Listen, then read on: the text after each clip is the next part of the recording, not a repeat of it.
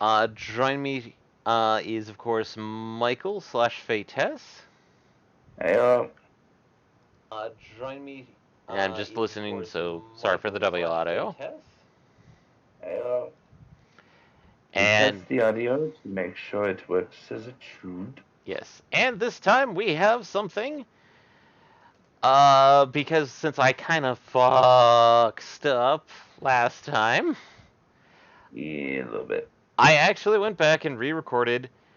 Admittedly, with the full knowledge that I was not going to be using it, I did save afterwards, but in a completely different slot. The fight with Bulk Hogan, and pretty much the dungeon and me fucking around. So it's basically everybody survived the fight this time, but that's because I was going with the mentality of burn the items, like badly. Yeah, understanding that this was not going to become the new playthrough. Yeah. And so, let's begin. And so, as like, we can talk over it. We're not going to be respectful any one bit about this.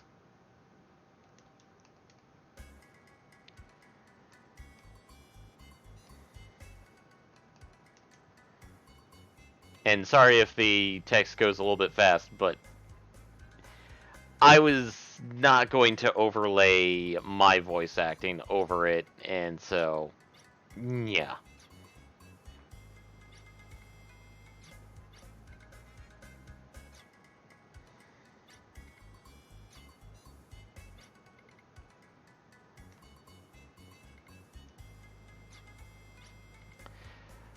But it is showing off the whole actual dungeon proper, and more questions that we had, and I didn't have the guide up for the uh,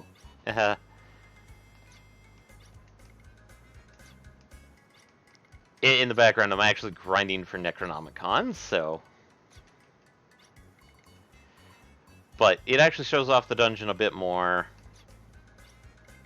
And as stated, there's more questions that I kind of fucked up, even though I thought I got them the right time. So we get to see some really weird questions that are like, why is it even here?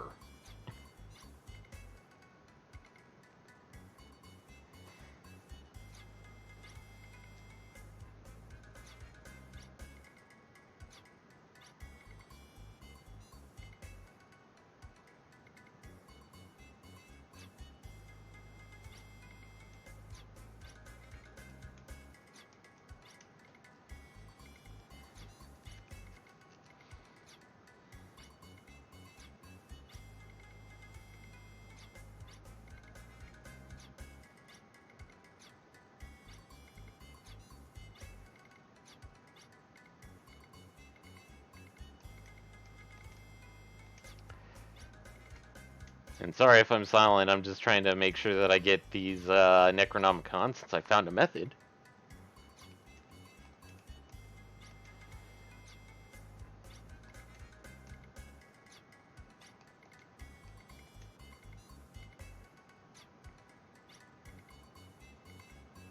And this should actually be the last I need of the Necronomicons. Nice, nice. Plus one extra for Mysticing. I don't know why I would Mystic one, but maybe. I mean, there could be use to it. We'd have to play around with it to find out.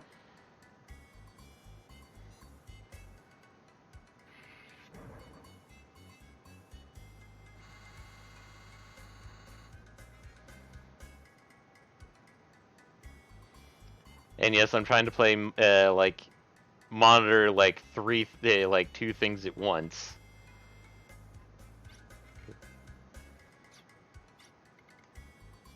And yes, I'm letting him monitor 3 things at once.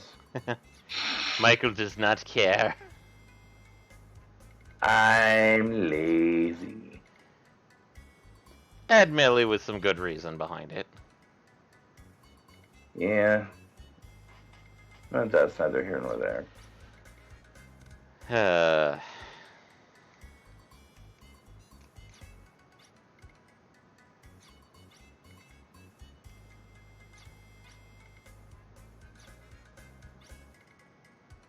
Though I do warn both to our viewers and to you that if I need to disappear momentarily, I may do so at any moment without warning. Yeah, which that's perfectly fine for the kind of situation that Michael is currently in. Yeah, so my apologies to any of our viewers / listeners that are upset with that. Were it otherwise possible, I would not, but Yeah. circumstances conspire. I tried to get Michael to join in, not Michael, Nick to join in, but he's currently on vacation. Oh, okay.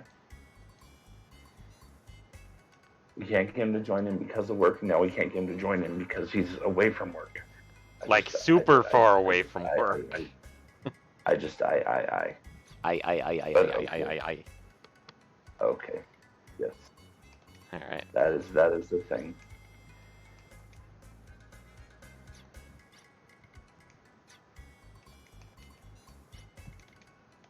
Time for book.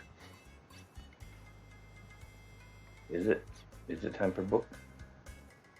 Second lucky shot, which for everybody that don't know what's happening in the background, I'm basically using Chapapanga's high combo lucky shot, which apparently I forgot has the ability of basically guaranteeing a 100% item drop from the enemy it kills.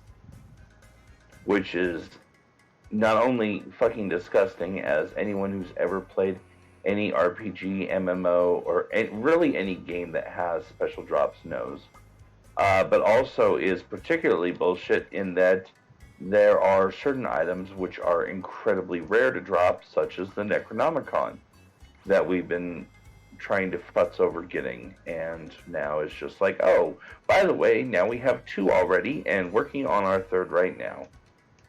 Plus a 4th for Mr. King, as we said. Yeah.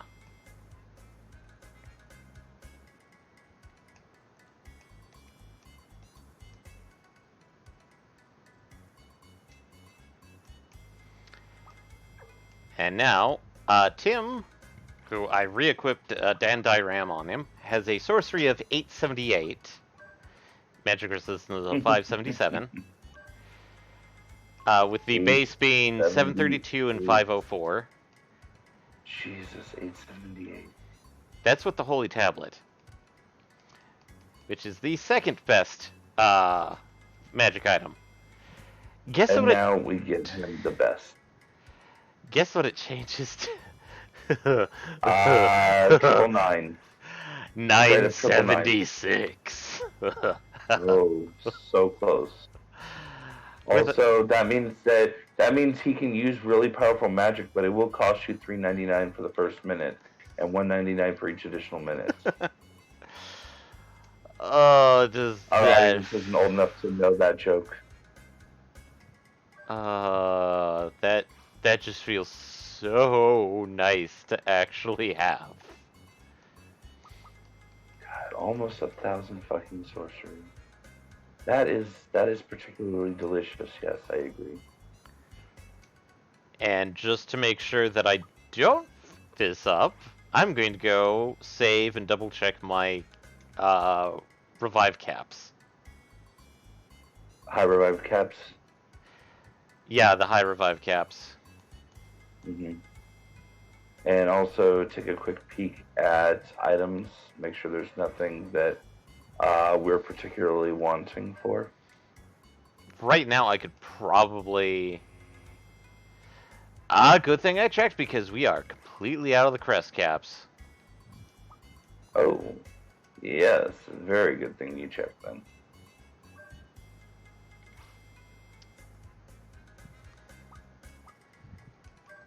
It's common. Oh wow, I actually have 18 bullet loads. That's super good for the end game. Yeah. Because we've been obsessively saving them. Yep. Who knew? It's almost like obsessively saving items when you don't need to burn them is a good strategy. And since we know, actually. yep, sad to say, I did not get to getting the final red power for Maravel. Well, you did say that it's inside the deepest of darkest. Yeah. And, oh, right, I forgot I paused it for a brief moment for an interruption. Ugh. Okay.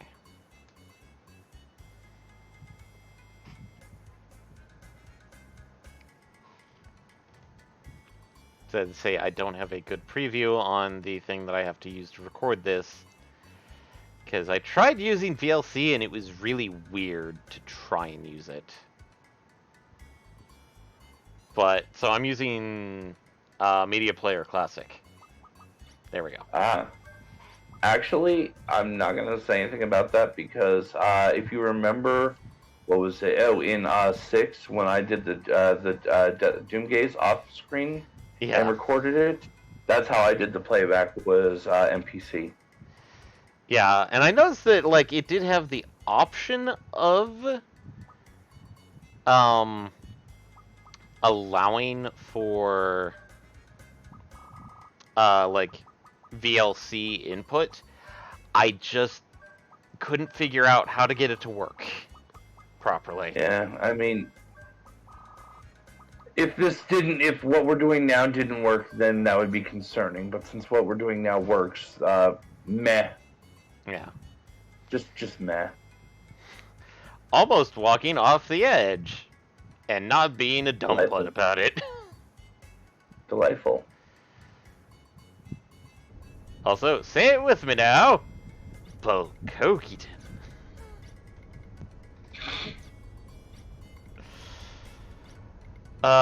When you first posted that in our channel, and I looked at it, and I'm like, I just looked at the preview, and I was like, he's just a boy. I wanted to save the view of what Bolkogiton actually looks like, because I'm not sure if you're, like, for the viewers, it's going to be like, oh god, what the hell is this monstrosity?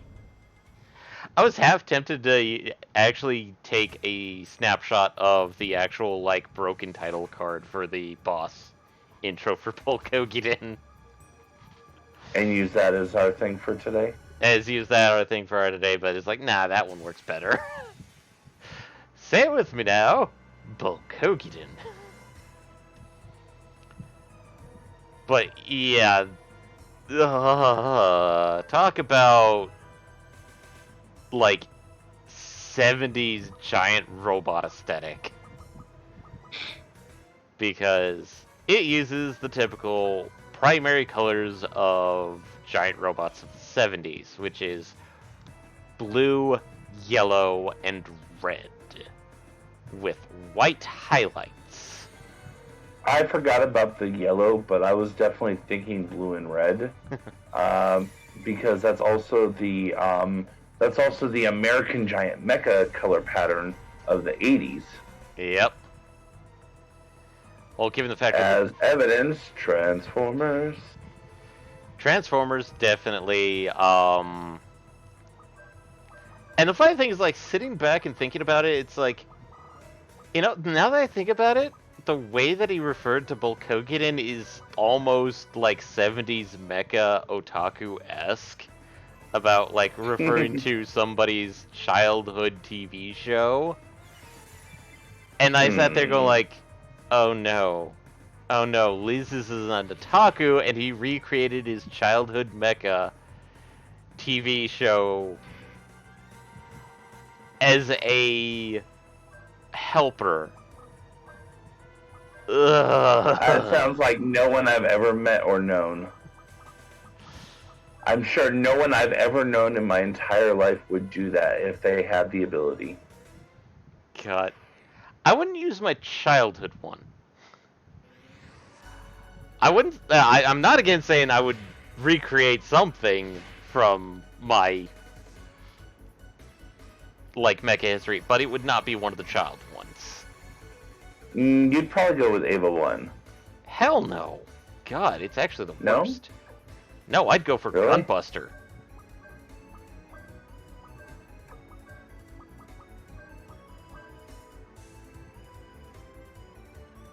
Gunbuster from 7? Gunbuster from Tapo Nere, also known as Gunbuster. And, Okay, see that? I got no clue. oh, here's the weird part. Gunbuster was made before Ava by Gynax. And guess who directed it? No clue. Unless it's Gynax, no clue. Hideaki Anno. Oh, God.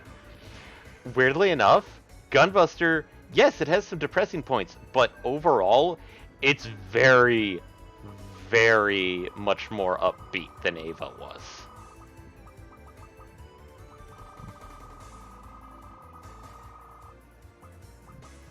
I mean, that's not hard to do, let's be honest. True. More upbeat than Ava is a fairly low line.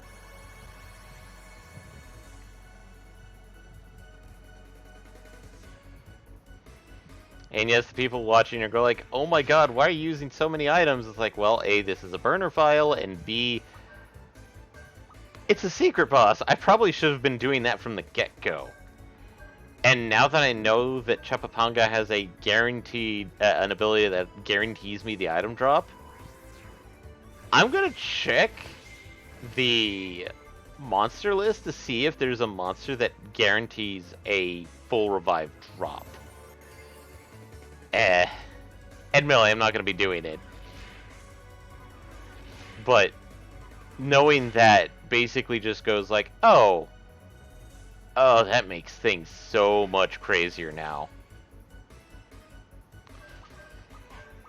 Because the best way to actually, to actively use that ability is make sure Zephyr isn't equipped on anybody.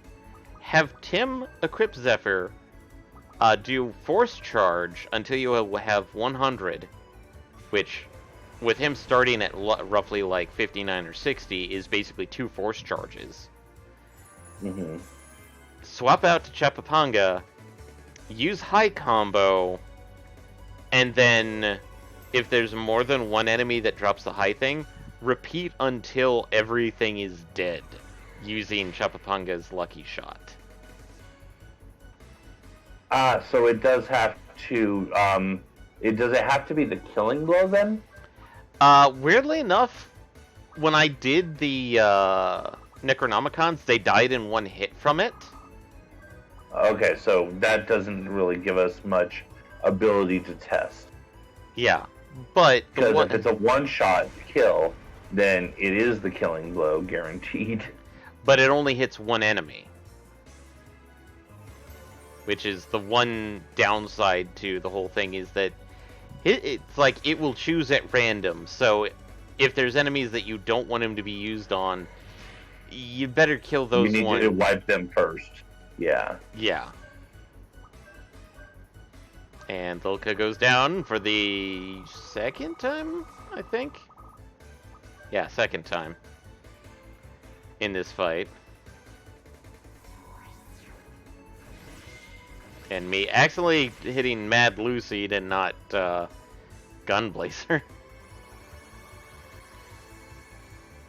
Yeah, stranger things have happened. And then, as soon as I revive Lilka, he stabs her with the drill. Again. I mean, again, stranger things have happened. Yeah.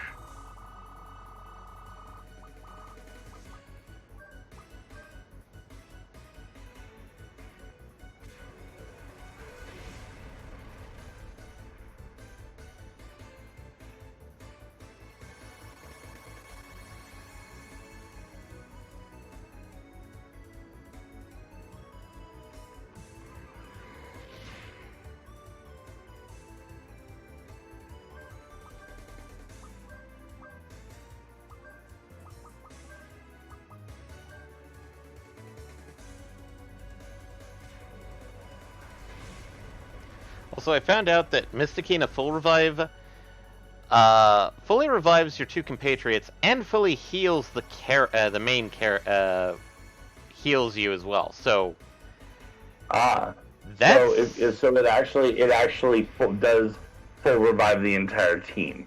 yes. It basically acts as essentially the equivalent of a mega elixir. The only downside is that there's no like the only thing that gives us FP are carrots, and there's only mini and full. And weirdly enough, I don't have a lot of full carrots. But if you mystic those, I presume that it does the normal. Everybody gets some FP. If you mystic a full carrot, everybody gets full FP. Everyone gets Instacon green. Yep. But if you mystic a mini, everyone gets that, like, what is it, like 25, 30 that you get? 25. And mysticing a mini is weird because it's like, oh, everybody else gets 25. I just get my force ability. You cast it for free. I get it back. So it's like a weird event. But yeah, I used I think 3 full revives in this attempt. So that's why it's like, oh, I am just going to burn items like butts.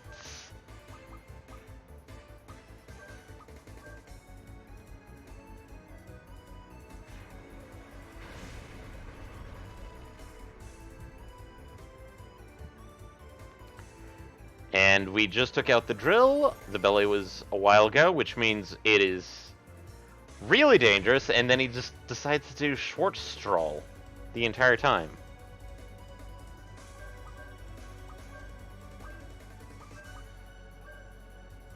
Well, yeah, but then that's also where what we were talking about with mysticking the life orb comes in handy at. Yeah. Admittedly, the life provided orb. You got the FP for it. Yeah. Oh, I actually used 4 full revives. I'm a. Ugh. I'm so glad that's not our official file. That's a lot of full revive.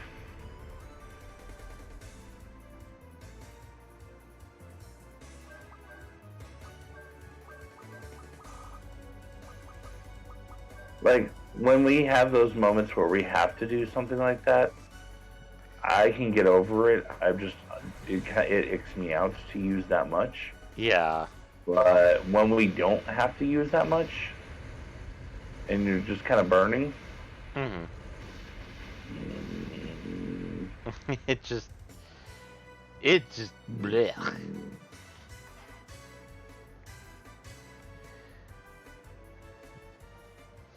And yes, I'm going through the entire sequence for it, so just so everybody can get some context. It's like, and now Liz has lost his Volkogiden. You giant who taught me about justice and courage. That sounds like so many. God, King of Braves series. Because I can't use the term Yusha anymore because everyone's like, oh, Yusha, you mean the Heroes, Heroes series. It's like,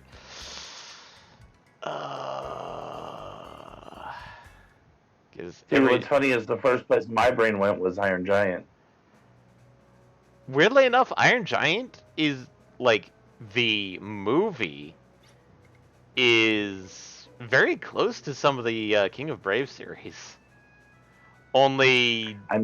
I would kind of presume that based on the fact that you said that that's kind of like, that's the link there. Yeah. And Melody, like, I actually did try and I read the children's book. It is weird what they did with the adaptation. But, no, Most of the time when I think of when people talk about Yusha nowadays, they're talking about isekai stuff where it's like, oh, the hero. I'm like, oh god, no.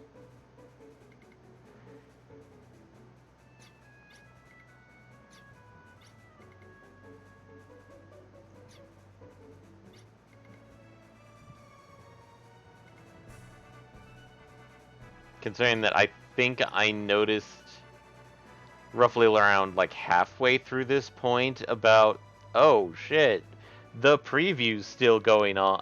The the couch is still up. Mm-hmm. Yeah, I was about there, and we were like, "Oh, that's a problem. That is indeed a problem."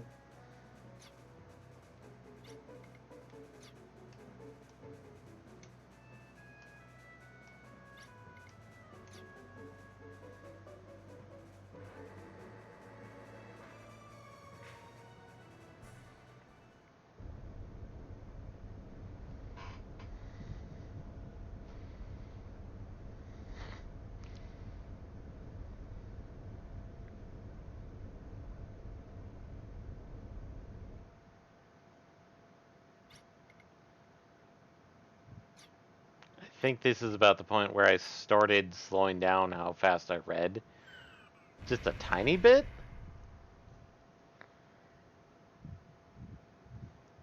But at the same time, it was like, I'm trying to do this so that I'm not stealing everybody's, like, time. But this will only take up a quarter of our time, leaving an hour and a half for the one or two other bosses that we have to do. I believe it's 2. Yeah. Because if I recall correctly, there's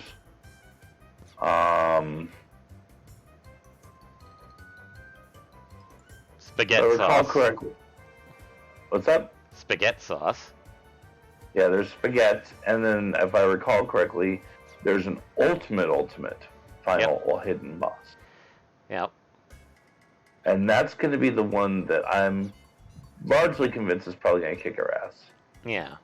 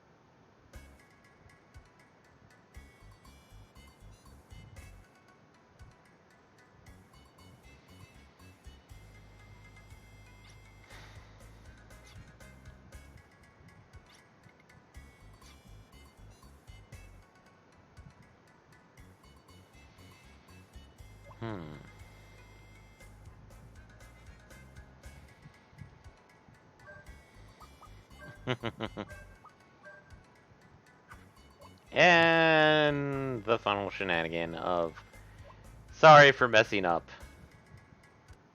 And that's it. So,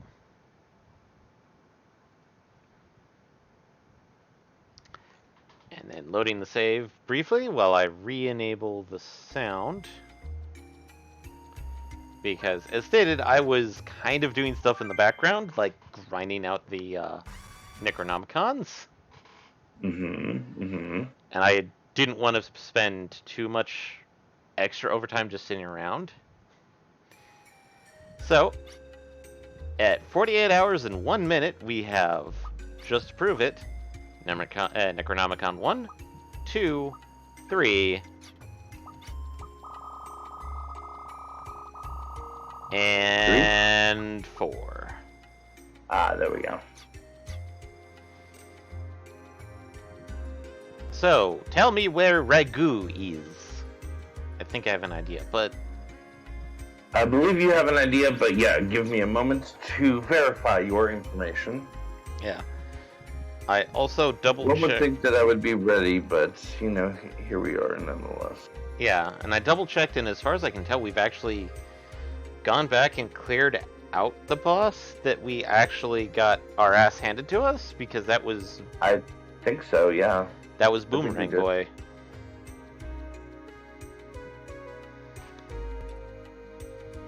So it should be just the two. Yep. Which after we do, I will try and make sure that we at least get Ragu. No clue about Angle Moi. Or Yeah, that's the one that it's entirely possible we will not get. And if we don't, we should probably not pin all our hopes and dreams on that one. Yeah.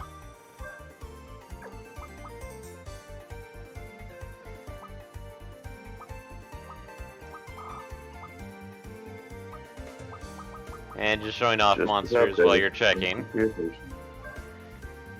That picture of Bulk Hogan just screams "Urgh" the entire time.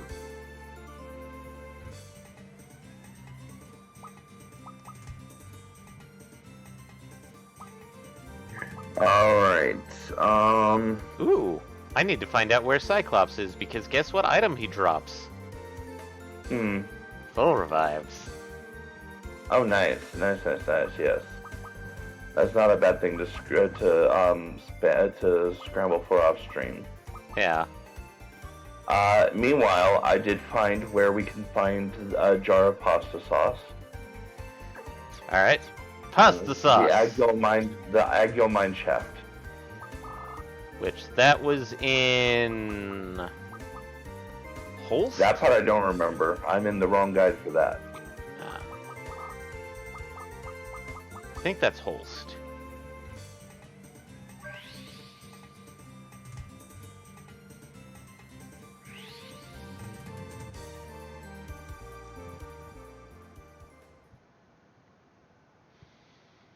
If people are wondering where Angle Moa, that's literally the prison.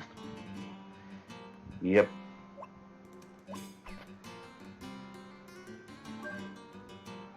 Alright, already on the mic, my mic. And you said it was closed, Agwell Mine Shaft. Here we are. Yep. The spinning pyramid deep in the mine. This one is important because this one gives out something that we've talked about previously. I don't know if we've talked about it in the Wild Arms 2 series, but we definitely talked about it in the Wild Arms 1 series. A very special sort of accessory. Yep. And I am not going to bother fighting anything here. No offense, it's just not worth it. But yeah, Ragu has always been the carrier of that nice piece of equipment.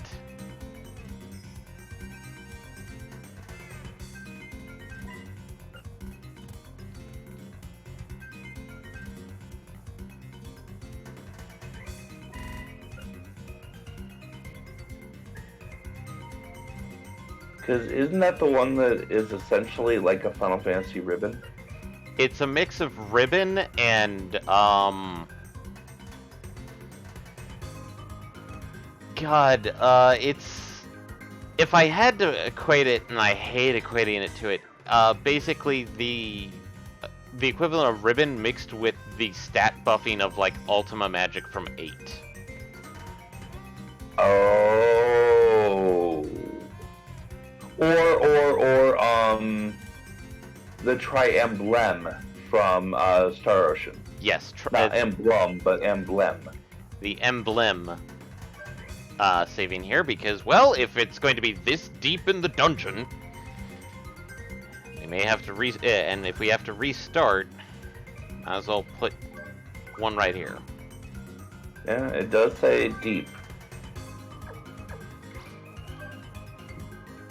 And that that first save file that you saw, that's the save file of me defeating Volkogiden.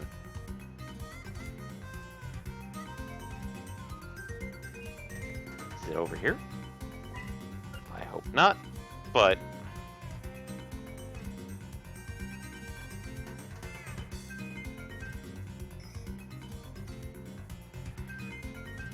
Yep, here it is. Found him. Alright, Ragu. Any recommended party for this and setup? Let's see. Massive fire, massive dark, massive physical, massive non-elemental. Ooh, jeez. This is gonna be fun. Also, hello, Baron. Let's see. Recommended level 60 and higher. Oh, good. That means everybody but Brad and Moraville. Oh, God. Make absolutely sure that you have 3 dark and 3 fire rings. Okay. Which I do. Let me make sure none of them are equipped on people. Okay, good. Make sure that Lilka has a bare minimum of 4,600 HP. She has 43. Okay, so and that's based on, remember, this guide is very judgy about what you should take, and we didn't. Yeah. So we may not have the physical defense anyways that it would require, which means that we'd actually need it to be higher. Yeah. So that's a very good. There's a very good chance that we may fail no matter what we do. Mm-hmm. Which, you know, is always super exciting and everything. Okay. Beyond that, Ragu can be put to sleep. And it actually recommends using sleep to help control, so it would recommend Marvel used in some capacity. Okay. Let's see. Goal is to get Ragu down to 25k. At which point he starts spamming a certain move that is Fire-based. massive non-elemental damage. Oh, no, massive no. non-elemental. Okay. Always uses 1 trillion degrees on his first turn, and always uses Black Nova on the second turn. So, Every turn after that is RNG until he gets to 25k. So basically, everybody gets Fire Ring first turn, and then immediately after gets swapped out for the Dark Ring. Yeah. Yeah, let's see. It recommends... Oh, it recommends that we actually use the caps for slowdown. That's weird. Let's see. It recommends that Tim first aids the first round, Marvel sleeps the first round, and Ashley uses slowdown cap the first round. With everyone wearing fire rings. Okay, speed down is 70. Wait a minute. How much is... So, I'm just double checking. Slowdown is still 70 for Lilka. I'm not sure if Marvel has a slow. Well, but Marvel should definitely be using sleep for this strategy. Yeah. I mean, we can take our chance without the slowdown. That's just recommended, obviously, to give a chance for people to get out ahead of Ragu. Yeah. Now let's try this.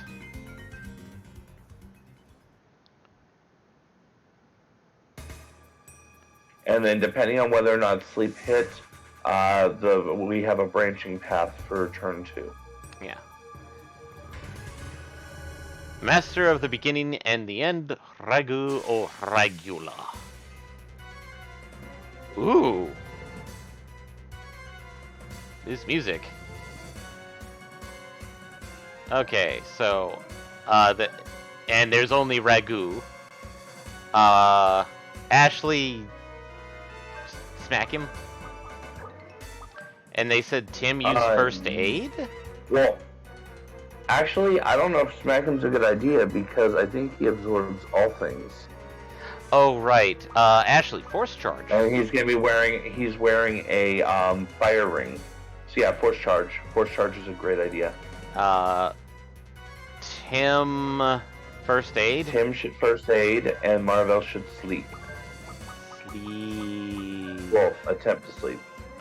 1 trillion degrees. Yep, which is where the fire rings are needed. And holy crap, Ashley is ready to go. Oh, nice.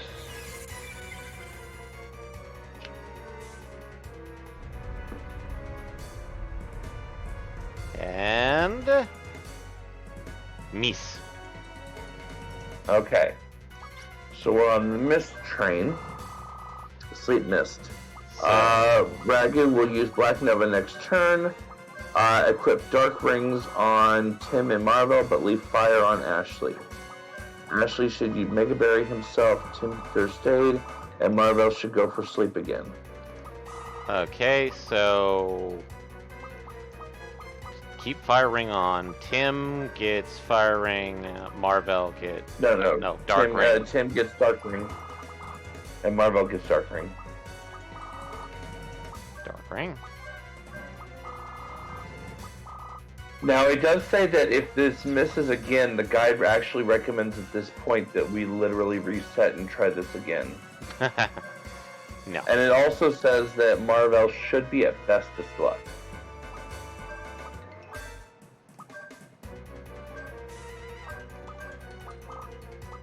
Alright, sleep. Black Nova.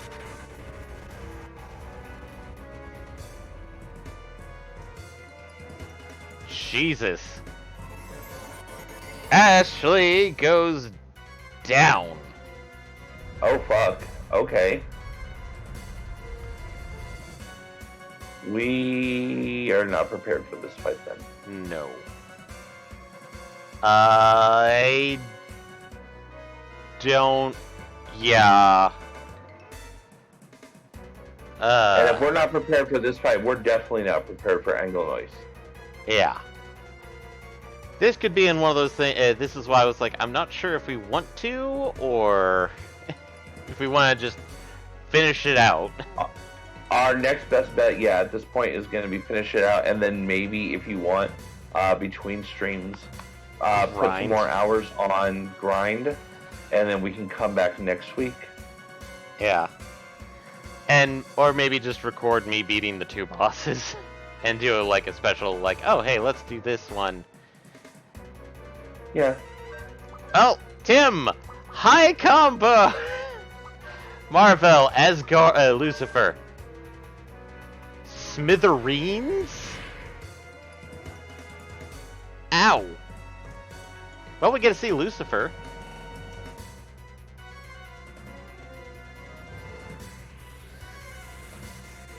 Which... Okay. I did not know Lucifer changed that much.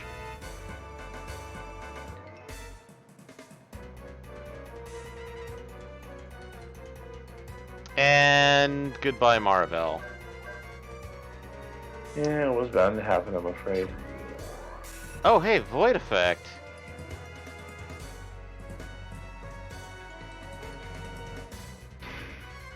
But yeah, Ragu is... Oh, hey, counterattacks. Oh, Lord. That's horrible. Life Drain! Smithereens, there we go. But yeah, no. Ragu and,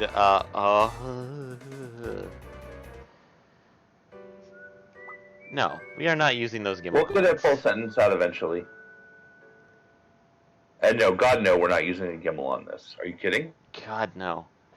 So, since I did save before that whole shenanigans down in the depths, we'll take that one This is a nice instead. thing of nested save points. Yeah. So, we get to go through the dungeon, the final dungeon again! Yep. Uh, but we are a lot more prepared. Characters are a lot more set up properly. And we're probably going to nuke everything down. Because, status-wise,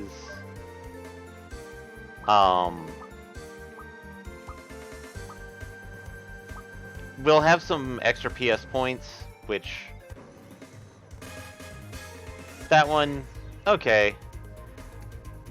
Plus the factor that, like, I know that guide is like, oh, you need to have these specific builds. Is like,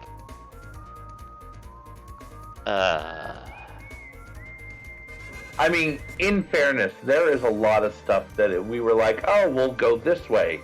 And the guy that's like, well, you could, or you could be smart. But I mean, it's good for what we were doing. yeah. But it's not great for end boss as early as possible. Yeah. Yes, I know that's not really how you say that. I don't care. Oh, hey, maybe we can get another boy.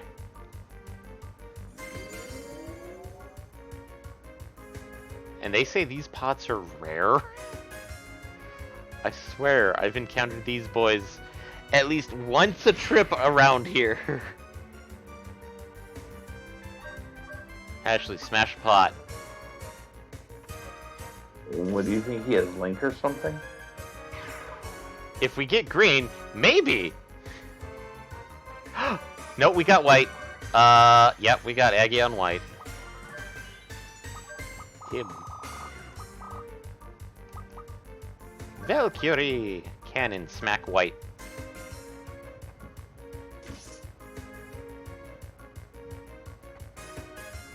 Have you yet had a situation where it spawns different colors if you take out the Power Ranger ads?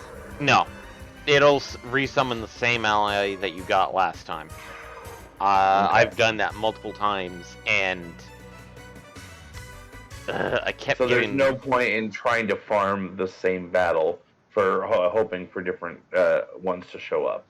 Admittedly, there is a point to farming the battle, but it's not for farming the heroes. It's actually for farming the experience that they drop.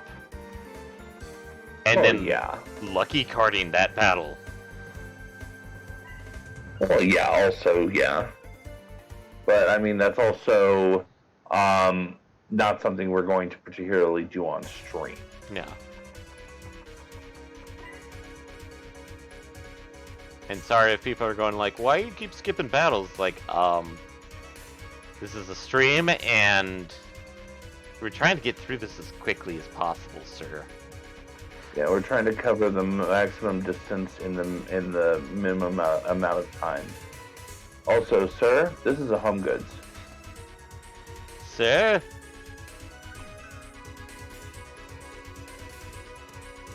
Yes. Oh, right, this is the I need the mist cloak bit.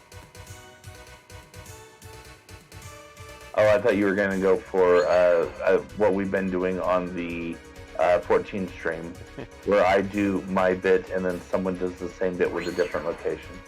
Sir, this is a Lowe's. There we go. And once again, Tim, don't fall down. Oh wait, I just thought of another thing that we haven't been saying. Oh. That actually, based on the age of this game, works. Sir, this is a blockbuster. Ooh. But, thankfully, we don't have to do any of the puzzles again. Oh, nice. Those stay done? They've stayed done. We don't have to do the weekday puzzle.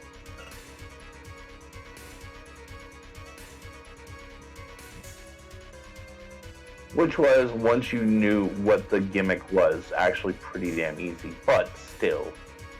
Yeah, it's like more annoying than blech on that point. Yeah. Yeah. Admittedly, there are some puzzles that still require us to go Oh, no, we have to... But yeah, the grinding may take... I may have to actually grind out more lucky cards, of all things. So that I can grind out the Agions and then try and get people up to significant levels where I can at least account for the requests that things have had. Mm-hmm.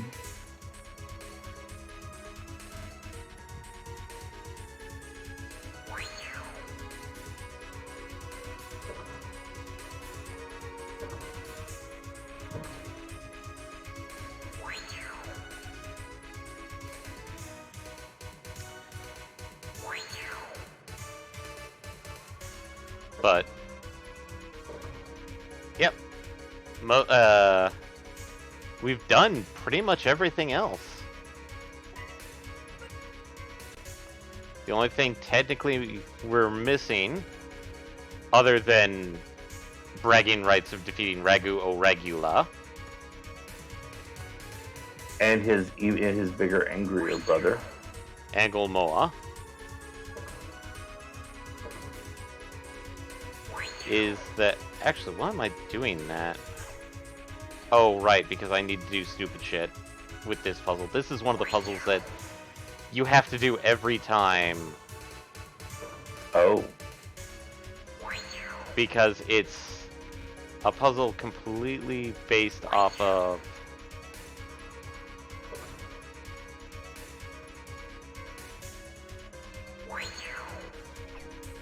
Yep. It's basically you have to do the puzzle in order to get through the room, which is the annoying bit. Yeah.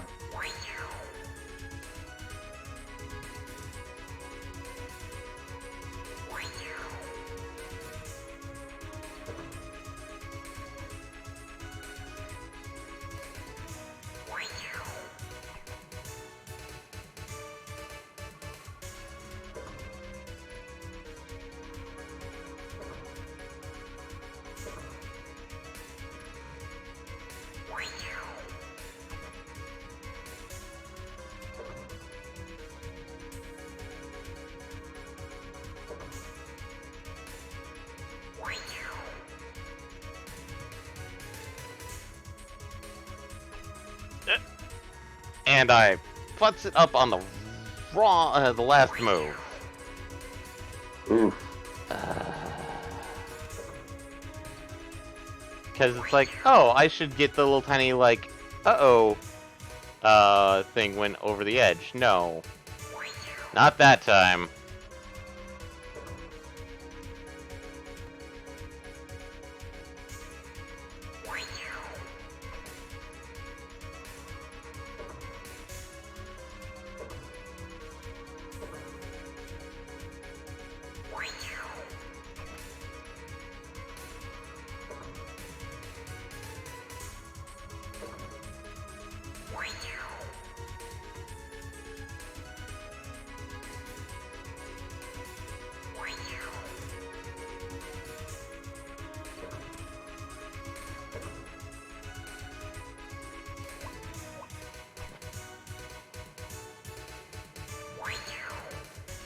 And through. Nice. But yeah, it looks like we're gonna go through with the end game. And then I'm gonna go probably spend an afternoon or two. Also, flare gun. Just grinding up to get us to decent levels. For basically stat points. Considering that I think the boss guide that Michael has is the same boss guide that I found out the trick for using Chupapanga for getting unlimited items. At least as long as you can find the enemy and get it up to high combo status. Hmm. I may also record that just so I can show off various abilities that we didn't see on stream. Stuff like the various guardians. That I would say, yeah, we could definitely do that. I would say if we do that, or if you do that, I would recommend that go on our YouTube channel. Yeah. The high, it's like basically the high guardians, the guardians, all the Gatlings, all of Marvel's things. I'm not saying like all abilities, but like all force abilities. Considering that we've obviously seen all of Canon's abilities on stream because... Oh yeah, because we had to use them all to unlock them and unlock them to...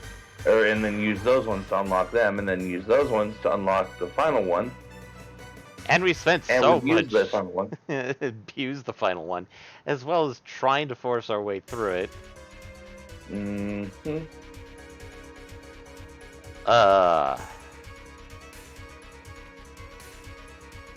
And save Crystal, which I'm actually going to save in that second slot of slot 2.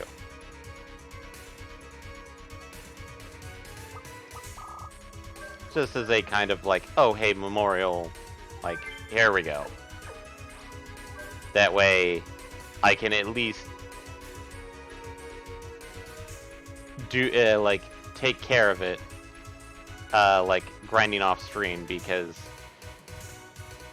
we're gonna take care of this, and I'm definitely gonna try and grind out, because I actually want to beat Ragu legit, as well as Anglemoa, because I've never done it. Those two are the ones I've never beaten.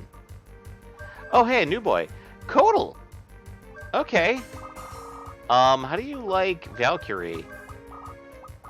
Or a Wire Fist?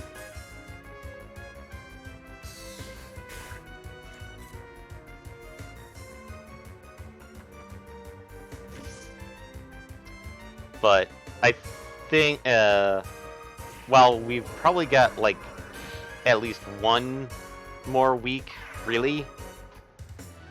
Have you figured out what we're going to be, what you're going to be taking over with, Michael? I've got an idea. Okay. And it could be a good one. It could be a great one. Nice. Sorry. So didn't. In fact, some might actually say that of the series it's from, it's my second favorite game in the series. Ooh. Because we've already done my favorite game in the series. Yeah. And I think your favorite... I did your favorite game, much to its disservice. Really? I did my favorite game. Oh. Because I spent a lot of time building up my favorite character of the series. Hmm.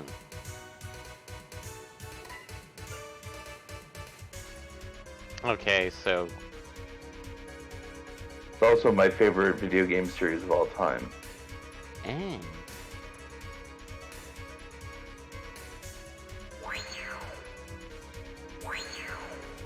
For anyone who's missing the references, I'm referencing to the Final Fantasy series, Final Fantasy VI, which I played previous to Wild Arms 2. Mm-hmm. And that means that the second favorite in the series is Final Fantasy IX. Ah. I thought you were referring to Star Ocean, but... No, you did play my favorite on that one.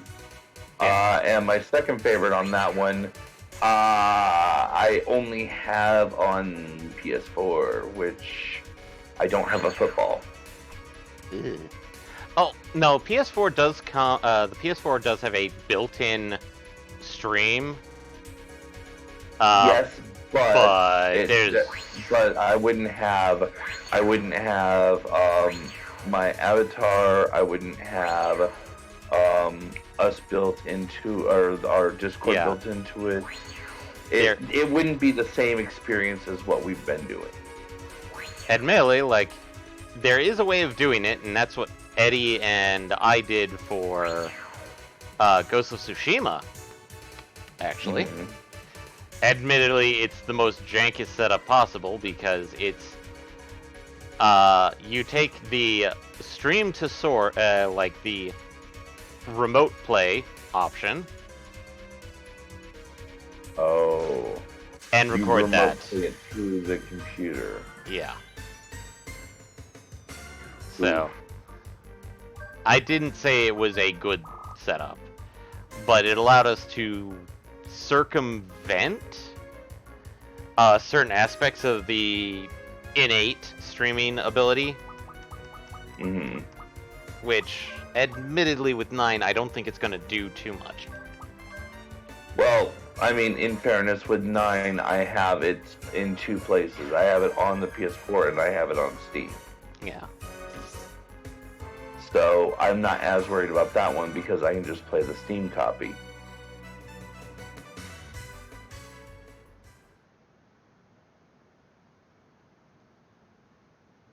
And if we beat this game fast enough, I can at least show off Ragu Angle Moa for Schnitz and Giggles.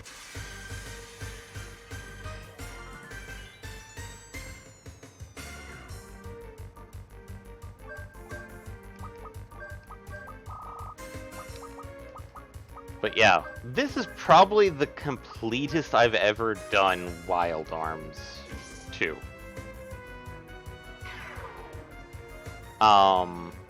You know what that means though? After Final Fantasy 9. Yep, you know what it means. I don't want to do 3. Well, then convince Nick to actually join us and be a regular for that time, because next step should be 3. At least not immediately, please. There's only so much I can handle of friendship speeches.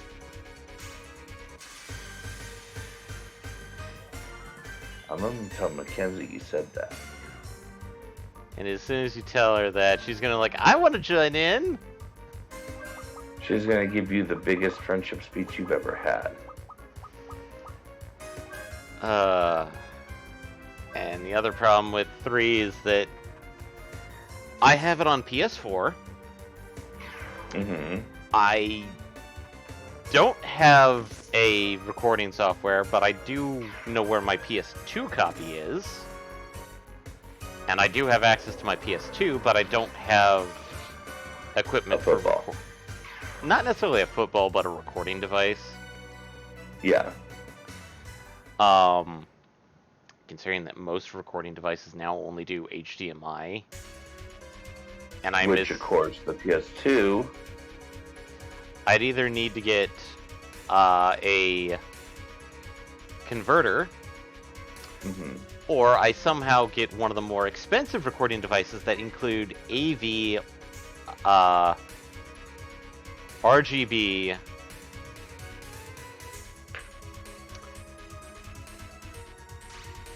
and HDMI recording to get anything of that sort. Which, those things are trying to get my hands on. Well, considering apparently one concern off the bat is expense. Yeah.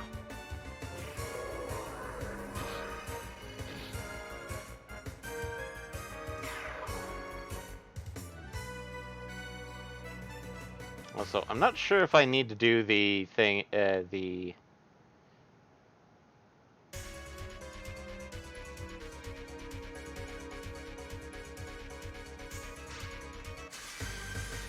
maze for this one, because I think since we've already cleared this puzzle, it's just kind of like, eh.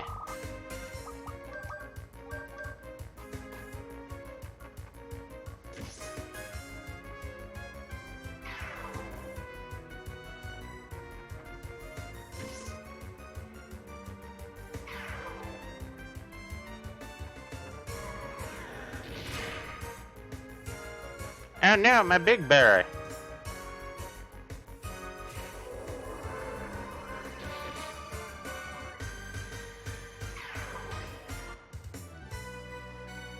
Also, just as a check, who do you want to be in the final party, Michael? Well, we definitely want our boy. Okay. And, I mean, we kind of have to have Ashley. It's his story. Well, Ashley actually has to be in the final party. Okay, well, I mean, like I said, it's his story. So that leaves us with one spot, which I want to give probably to Cannon. Okay. So, essentially, Lilka, Brad, and Marvel get to deal with other things. Oh, is it one of those where you have them split off, and so one party is dealing with the boss while the other is dealing with another part of the boss / ads of the boss? Kind of, yes.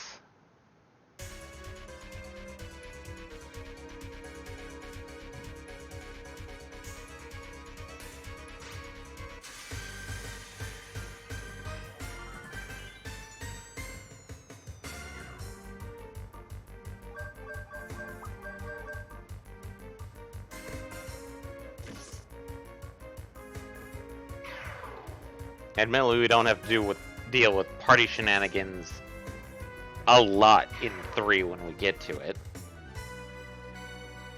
That's good. But then again, it's a permanent it's like the first one where there's it's like the four protagonists that you meet are the permanent protagonists. Oh, okay. Well, I mean, that's both good and bad. Yeah. Good in that you don't have to worry about swapping them. Mm-hmm. And bad in that means that there's no real flexibility to, oh, well, I want to play this. No, tough, suck it up. You play the way that the developers intended, or not at all. Yeah, and the characters do kind of have intended builds. Like, one character is definitely intended the mage, but he definitely doesn't look it. One character is... It's weird, like, one is definitely the mage, one is definitely the tank / heavy hitter. One is the smash and grab, and the final one is, quotations, all-rounder.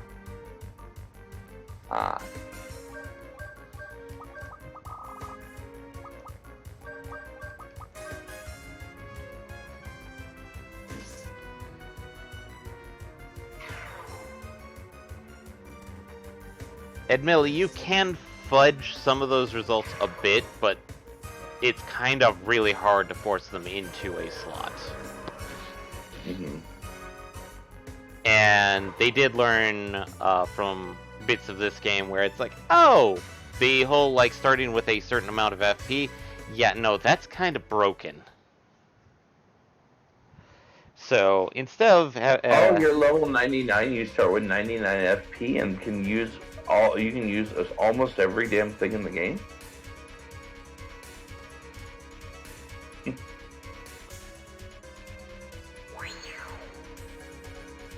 Sorry, I ran over you with my statement. What were you trying to say? It was more like, oh, hey, yeah, you've reached, like, endgame stats. Yeah, no. And they've made personal skills a little bit much more harder to work with. Because, yeah,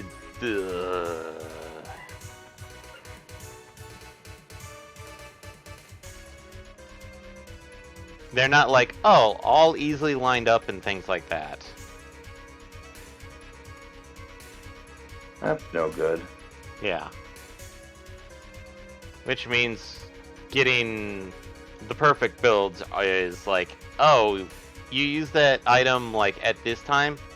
Uh-oh, if you removed it, you're kind of boned, or if you didn't equip it on the right person, you're kind of boned. Oof. Yeah.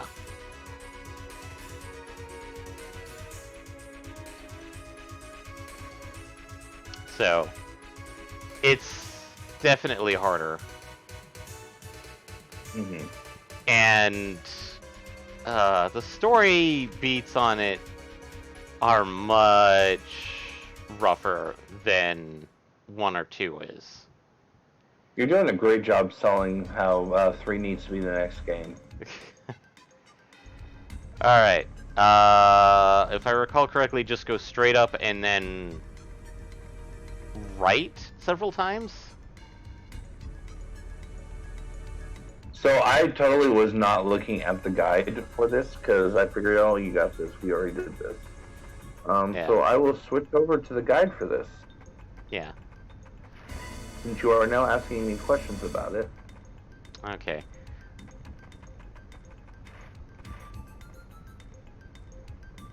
I think I found it? No, that... Need to go right over one more time. And I really should stop canceling fights in this area. Admittedly, like, the final ability for Maravel is not going to be too big of a thing in the final fights. Oh, hey, Charon Zone. Tim. Valkyrie. Cannon, punch him with your fist. So we're back to where we were with the treasures. Yeah, we're back in Mud Palace. Okay, so the correct answer from the entrance is all the way north, almost all the way east, on the second possible four-way, on the second four-way turn, go back north again, and that's how you get to the save point. Okay. And we're back here at the save point. And cracking the save point here.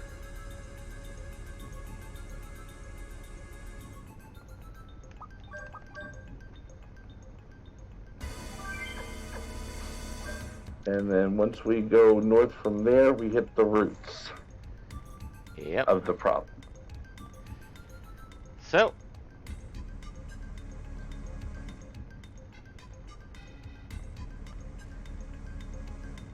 time for cutscene and time for voicing.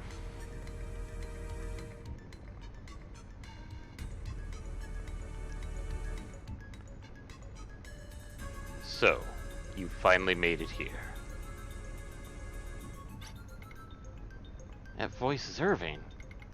Where? Where are you? Show yourself! The Kuiper Belt was once again trapped in the vessel.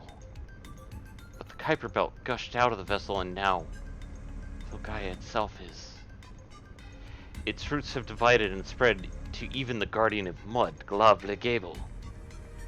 At this rate, no matter how much we attack the body, the roots will get energy to endlessly regenerate. First, the 3 roots extending out from the Kuiper Belt must be cut, and their regeneration stopped. I pray for the safety and success of the arms members. Do this while my will keeps all of the Kuiper Belt from spilling out of the vessel. Irving? What's going on?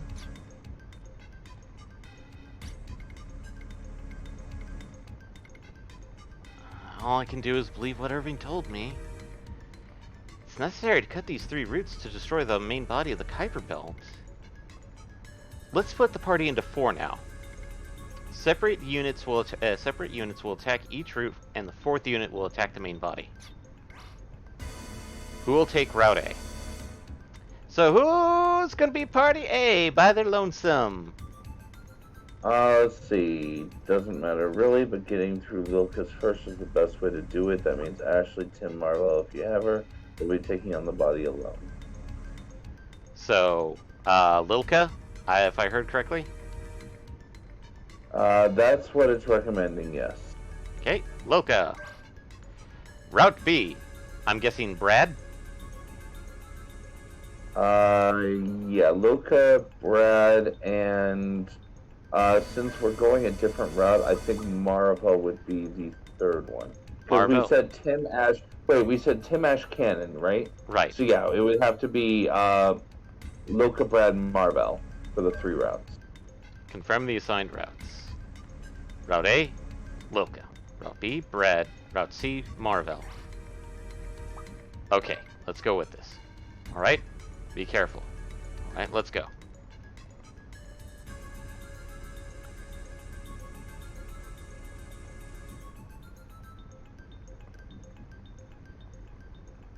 As a heads up, I actually took on the final boss with Tim, Marvel, and Ashley. Mm-hmm. And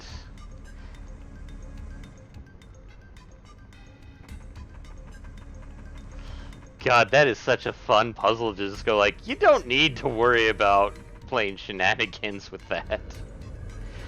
Just, it's a whole wobbly thing, and if you just run straight at it, it'll actually center you on the platforms.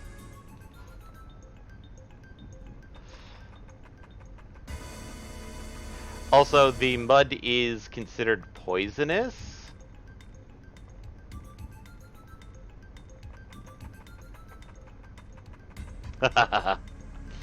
That's another one that's just, no, it's not hard to deal with. Yeah, there's nothing that needs specific tools or anything. It's just running through these supposedly hard platforming things.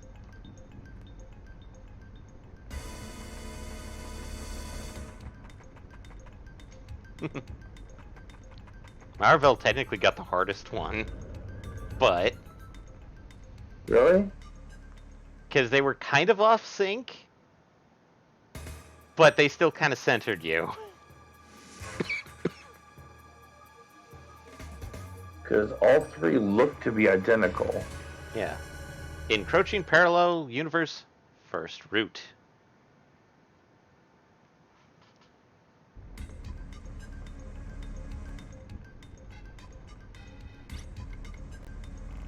A negotiated resolution is impossible with all this bickering. And yes, everybody gets their own unique way of... And... Ugh. So I'm guessing we want to... shield Loka for a bit. It recommends guard until she's got enough FP to use high heal. She can use quick if she's slower than the root, but she shouldn't be. And it recommends using high break, high spark, or saber for the majority of damage. Well, she already has high heal from the get-go. Oh, nice. Okay, good. Oh, yeah, well, this actually recommends her being 43, so... wop wop.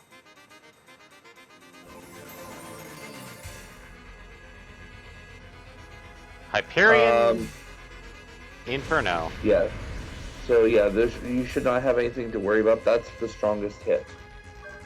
Okay, so they said high break or saber. High break, high spark, or saber. Let's use saber.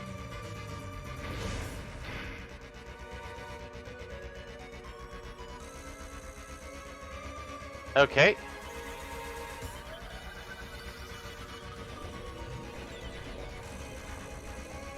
And...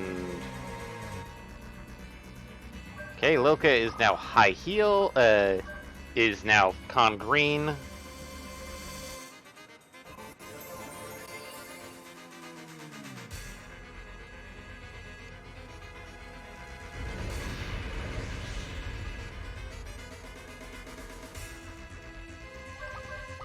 Let's see how much high break does.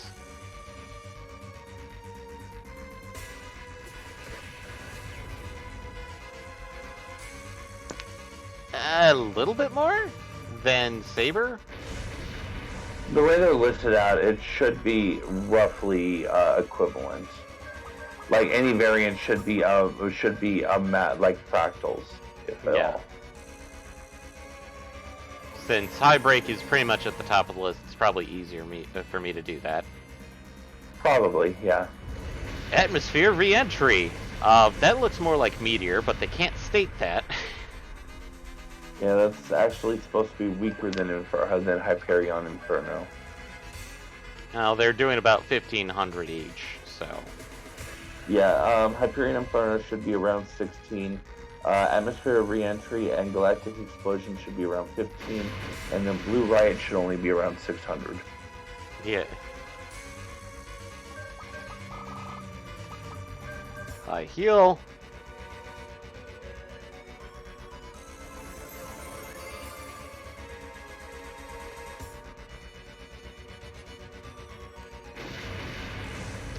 So this should be roughly a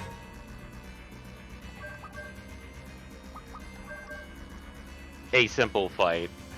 It's gonna be fun when we get to non-mage characters, or at least deal with Brads, but then again, we have 18 shells to use?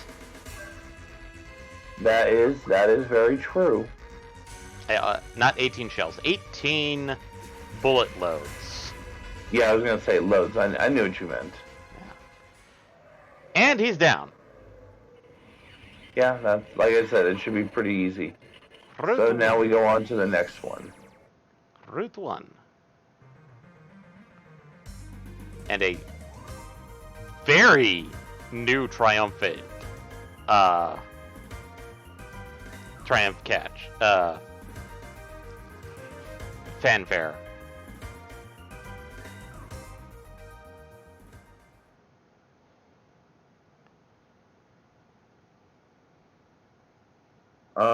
So for Brad's fight, Punch. For these two routes, second and third, it mentions there is a fifth attack that has percentage chance of poison, disease, confused, down, heart. I think we've maxed out most of the things, so... So hopefully it won't matter, but it does recommend equipping something just in case. Yeah. It also mentions you can use Odo Ryuk for Live Horn. On Tim's fight only. Because remember, you have to have Puka in order to summon a Guardian. I don't know why they mentioned this, because this is specifically in Brad's block. Equip the Odo Ryuk or a medium if you want to use Life Horn. Cure plus status restored. Unless they made it that, like, you can just summon down here because of Glavla Gable. Which is weird. Anyway, you're saying... Aside from that, Beat Base, it talks about Boost Railgun, but obviously we both know that that's not guaranteed because of the accuracy concerns. Yeah. Anyway, cutscene phrase. You're saying with all this pressure, there's more out there? Most likely, I'm just going to be chomping down on big berries. Yeah, that is the other strategy that it mentions, is you can just also stuff your face with big berries. And in our case, since we took all the status downs, or the status guards, we can hope that that pays off dividends. Good lord, Brad is doing 4,000 a pop. Well, I mean, in that case, then it may not even matter, because that means about 4 rounds and it'll be over. I may just want to do like a boosted to see how much he does. Oh, that was a critical, so he's doing 2,000. Dark Star Blow. I think this is the one that. Yeah, Dark Star's the screw your face up. Oh fuck! What hit? Confuse. I did say. He did 5,000. He 55. Himself? No, to the boss. Oh, okay. He still And- hurts the boss even in his confusion. But he's kind of hurting a bit. So, munch on that berry. I'm gonna eat one more berry just to be safe side. Yeah, probably not a terrible answer.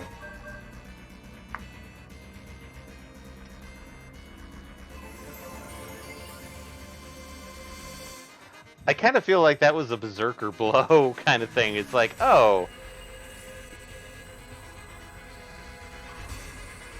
And okay, whatever.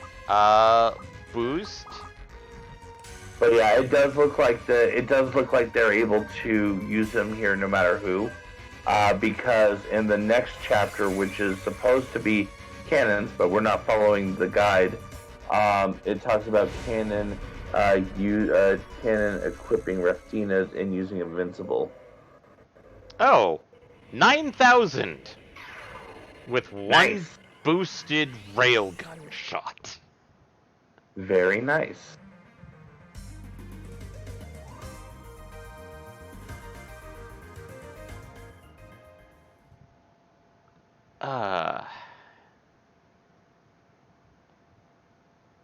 So I'm gonna do status lock on Marvel because funny thing, status lock prevents any status effects from happening.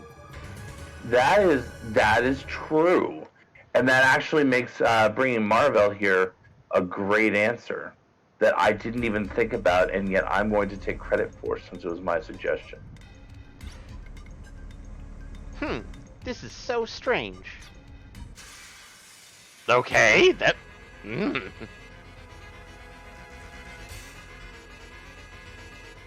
That's it. That's what we get. That's it. So status Let out lock. Marksman. Yep. Admittedly, I'm not sure how much life drain will do with Marvel. Oh, goody! He does I'm Dark Star not Blow sure. right off the bat. Before the status lock. No, after the status lock. Oh, good. Okay, that's good. We like this. We like this answer. I'm gonna try a port on this poor boy just for the shits and giggles. Feel the wrath of a bucket. Oh, that's a pretty heavy bucket. Okay, Marvel's hurting a little bit. Let's do life drain on this boy. See how that plays out. Okay, about 1,000 a pop. That's pretty decent.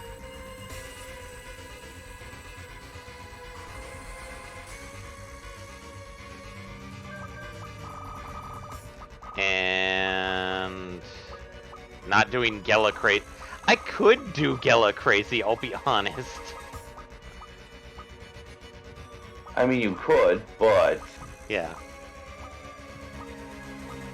Megaton, which is elementalist magic. 34, okay.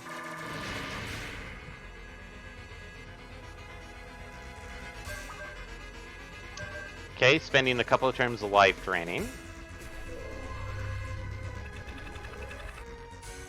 like you do. Okay, Galactic Explosion. We may have to munch on a berry.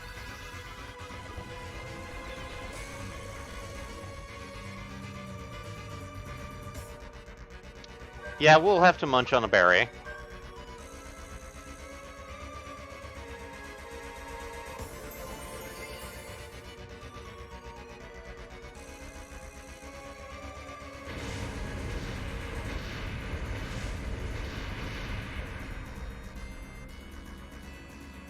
Okay.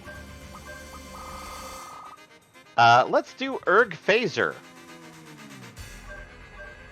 Which is single target, non-elemental, but it requires 90 FP. But we can afford it now, right? Yeah. Okay, it does about as much as Megaton, but Megaton I could do easily. Okay, so time to munch on a berry again. Definitely munching on a berry. Like, maybe a couple of berries. I kind of wish Life Drain did really a lot, but eh.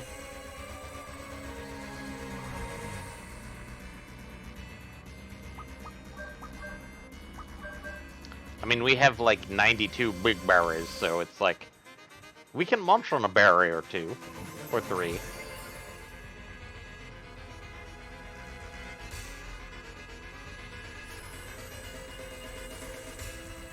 Okay, he does the Dark Star blow. That's good.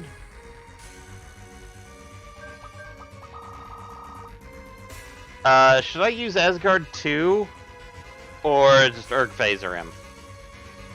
Nah, just Erg Phaser. Erg Phaser, yes.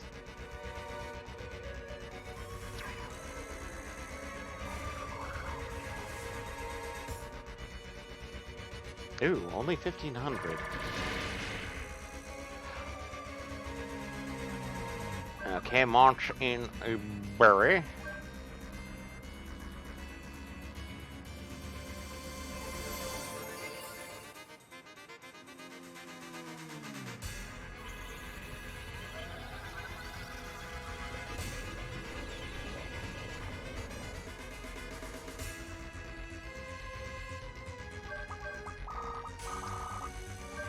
Trying again with Erg Phaser and seeing.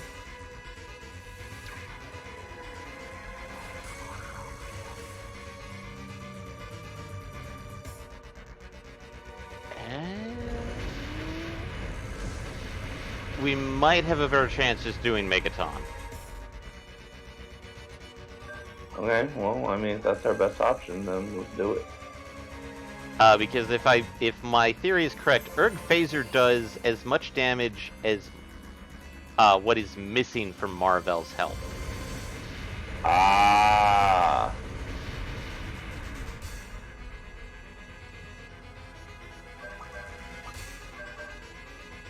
And since it's a revenge move, that means that if we heal Marvel, we weaken that boost.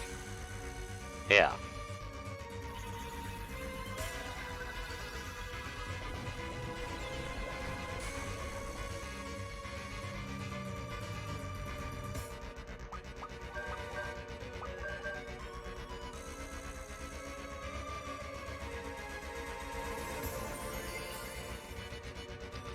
Okay. Decent levels.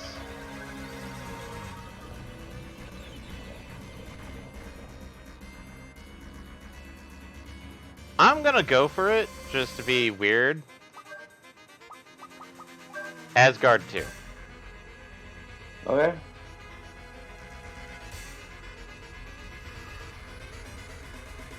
And... What? Oh, the animation's so good looking. And... defeated the boss in the hit. Nice. So, yes, worth it.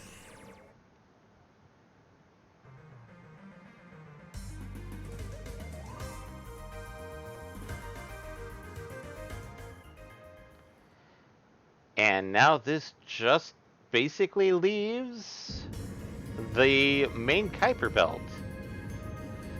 But we get a brief cutscene outside that's basically showing, like, typhoons, things just going all heckin' wrong. Well, of course, as you would expect. Because people have been evacuated onto the Valeria Chateau. Mm-hmm. From Mariabul.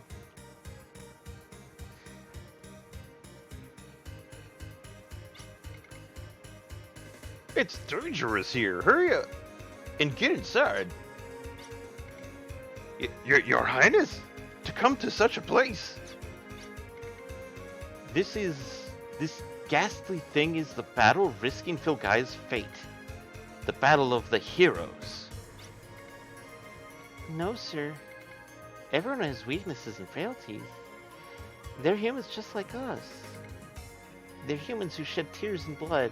They get hurt and ragged, but still fight.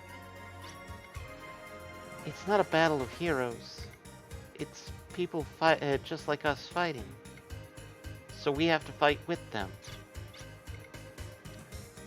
But I am powerless. Fighting is... Let's believe. That'll be our battle. To offer a prayer. Intense feelings always reach the intended. To one's prayers and goodwill, distance makes no difference, no matter how far it is. I don't want to let go of the hands clasped. Our support won't reach from here. We need to move closer, Scott. In my humble opinion, the power of emotions is simply unrealistic. Shut up, Scott. That's going to be the one good thing about us beating this game. No more humble opinions. But...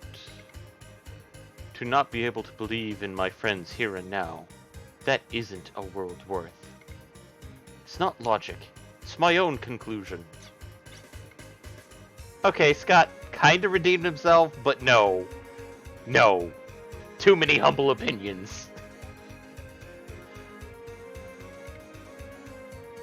Lilka and Tim, Brad, Cannon, and Maravel. Come back safely. Please, Ashley, fight. And...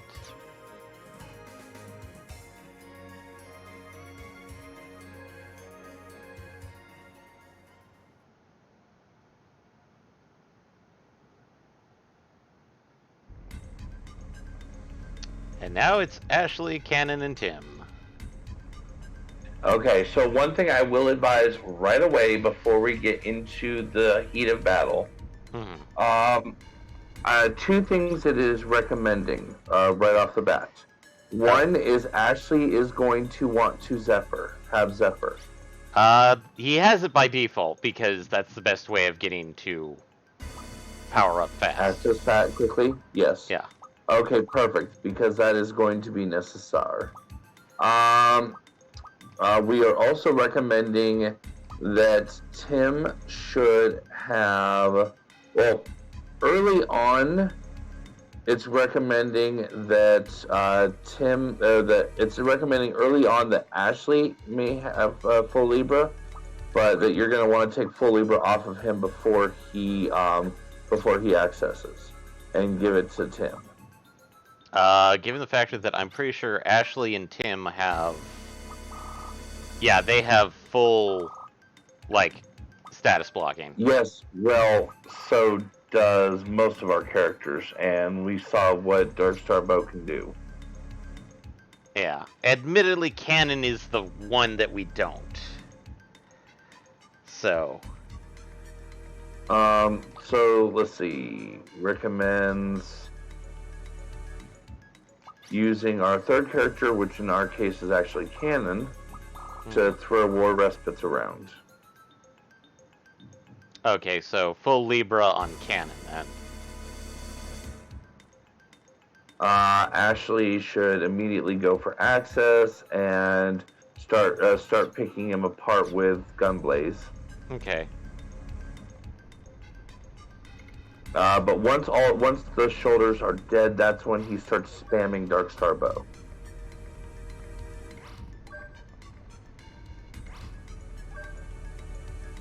It recommends as a secondary option, you may want to consider giving Tim Dandaram for System Chronos as needed. Yeah.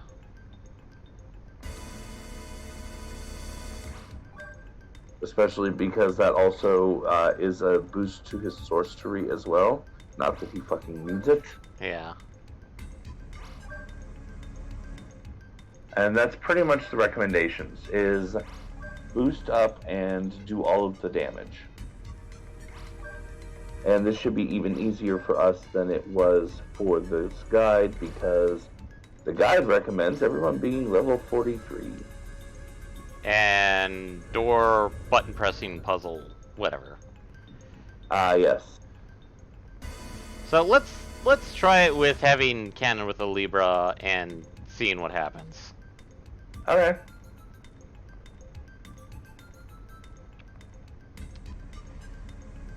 What's the worst that could happen?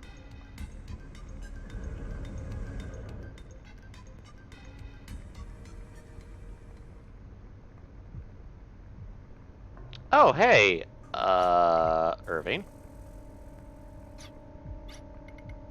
Why?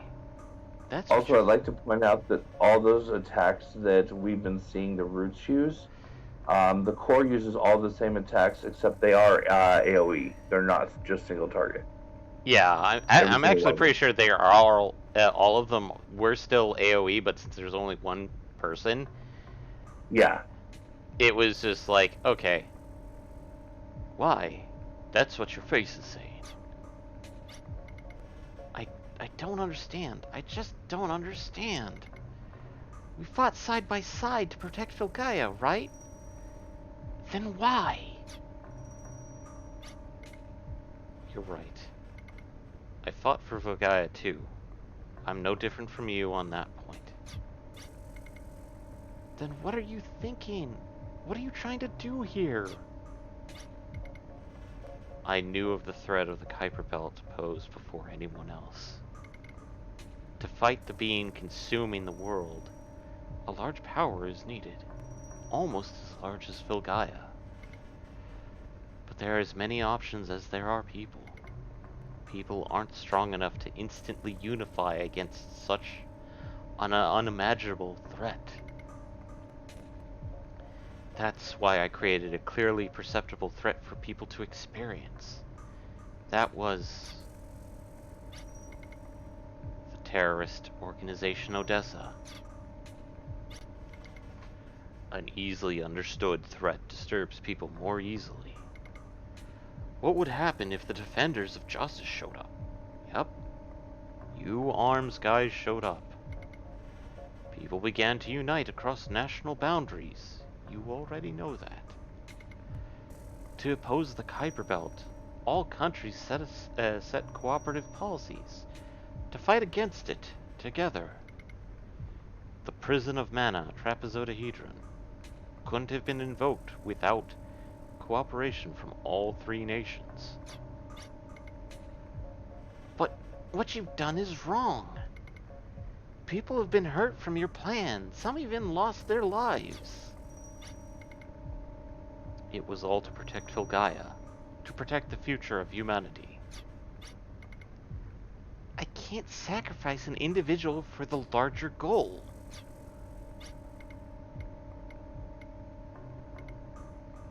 If I could have gotten the power to fight, I'd have... If I could have gotten the Argetlum, I would have taken such measures. But without becoming a hero, I won't be able to save Filgaia. And... Irving, you bastard. Sacrificing your sister. Yes. Irving basically shoved the Kuiper Belt into his sister. Delightful. What is it? It's clear that the physical attacks on the parallel universe, a conceptual being, are meaningless. So, think of the universe as a life form. Consider it a spirit, and seal it in a vessel. In essence, the flesh that should have been destroyed is created. It's what I suggested to Odessa. By using the demon summoning, my sister will have inside her, by making Altacia a vessel, the abominable life form will... Stop! How far will you go to achieve your goals?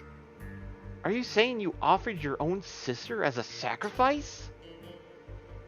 It wasn't to be a sacrifice, but to be a hero. Not the sword mages, but a Madonna of Destruction summoned under Valeria's name. Kind of echoing the Dark Mother from the first game. Which is kind of sad.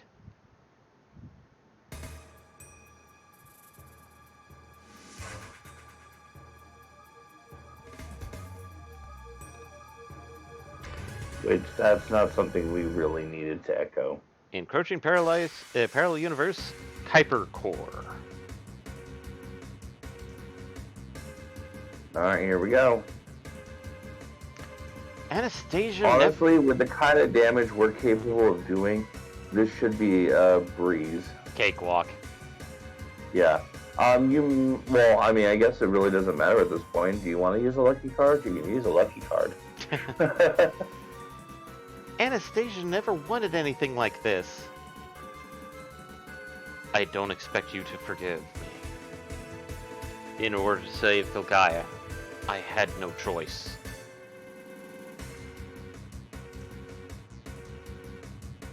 We have to destroy the Kuiper Belt on our own, before my consciousness gets swallowed up.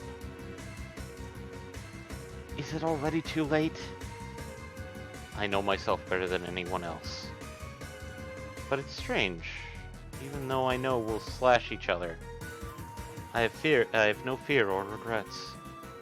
I'm happy. I'm happy I had the opportunity to be with you all. Rather than I'm sad we won't see each other again. I'm really happy to be with you all, and that we could protect Filgaia together. I promised Anastasia that I'd stop Valeria's suffering. Irving, Altacia, let's fight together.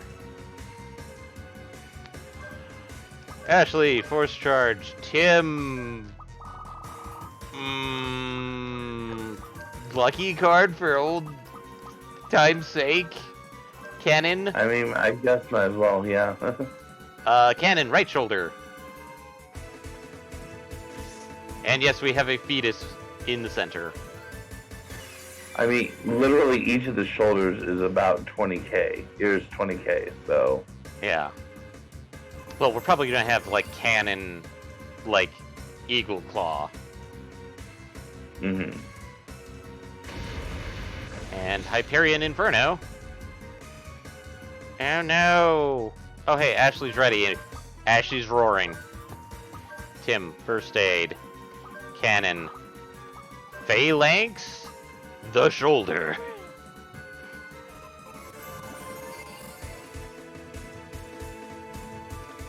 Yeah, we're gonna have a much easier time controlling the damage. And while this boss has nice music, and Dark Star Blow?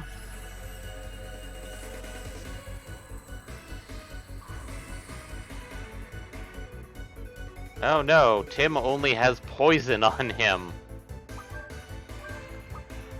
Mad Lucy, Tim. First aid. Cannon. Antidote? I'm not gonna waste a War Respite on that. Yeah, no, obviously not if it's just poison.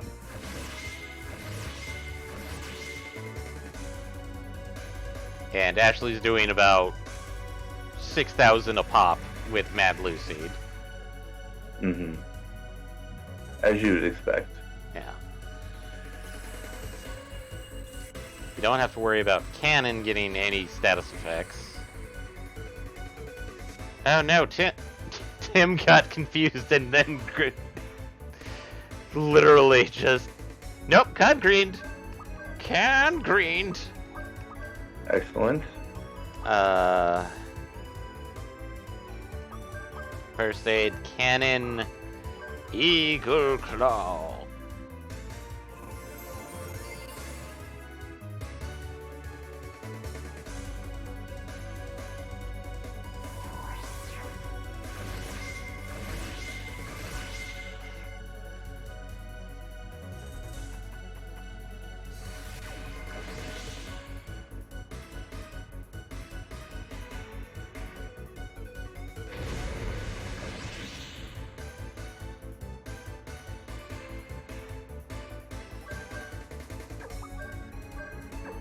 Gun blaze the shoulder. Tim, keep healing. Cannon Eagle Claw. We may go over a little bit, so I won't show off Angle Maw.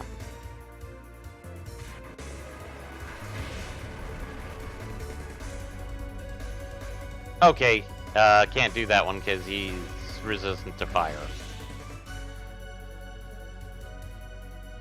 I think we took out the shoulder.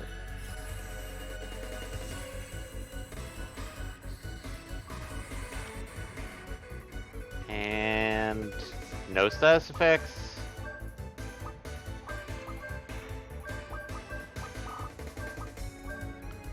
And since I know it's resistance to fire attacks, just Mad Lucy the shit out of him.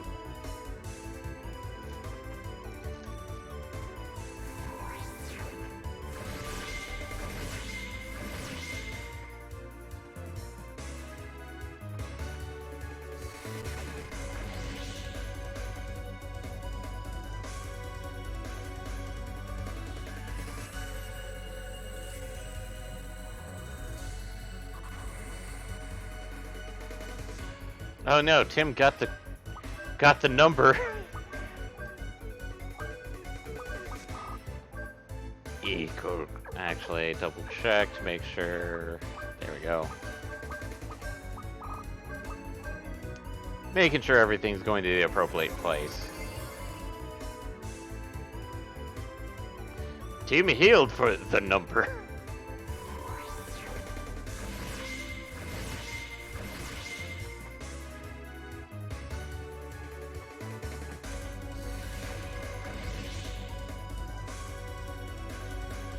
Blue Riot. Oh, hey, Blue Riot's... oh, okay, Blue Riot is AoE, but it's just... It's the tiny one. oh, gee. Mad... okay, we only have the Kuiper Core left. Eagle Claw. So we should finish up in the next few minutes. Given the fact that we're over-leveled. We should finish this fight pretty quick here. Shh, no, no.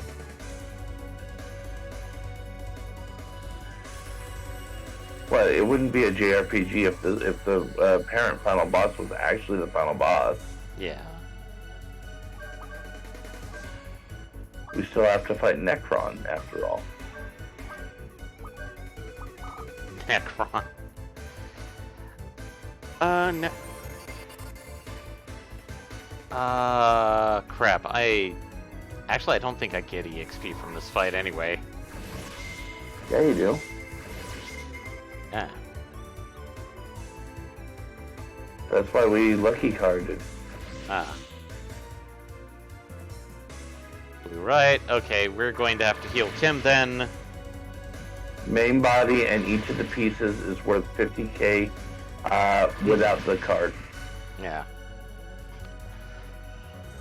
Okay. Ashley, guard. Tim first aid, and then... oh, he's downhearted. He doesn't need to be healed. I don't need to heal him of that, but might as well.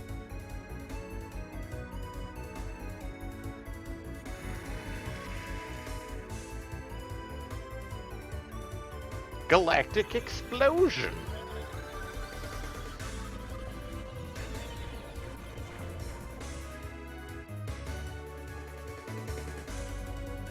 And that's the hardest hitting thing he has. Yes, it is. No, wait, actually, technically, Inferno is the hardest hitting he has. Weird, because Inferno's been doing like 600 to 800, whereas that thing actually Really? broke 1,000. I think it might just have to do with the fact that we are that OP right now. Yeah. Because it's supposed to do, Inferno's supposed to do around 1900, Explosion and Reentry are supposed to do around 1800. And then Blue Riot's only supposed to do around 700. Yeah. Well, now everybody's 100% ready to go.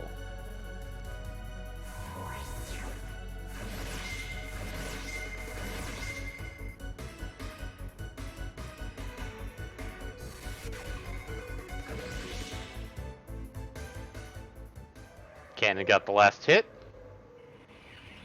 And there goes the Kuiper Belt. Bye, Irving. Bye, Altacia. 300,000. Yes, sir. 63. But that's an ominous victory fanfare. Almost as if it's not actually over yet.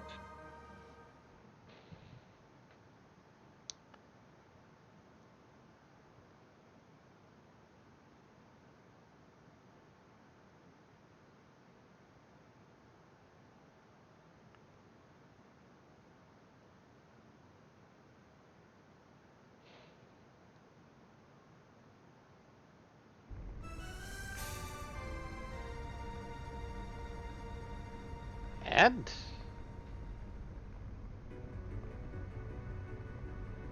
everybody comes back. From outer space. Well, back to the main room before the roots. Everything's kind of automatic right now. Hey, we won, right? We were all able to save Fulgaia, right? Then why is everyone so sad? Were we wrong? Because we won, right? We were right, right? Because we won, we were did the right. wrong thing for the right reason. Yeah. Because we won, we were right. Isn't reason. Everything that happened here is a fact. That's all there is to it. We didn't win or lose. It's just over. Finished.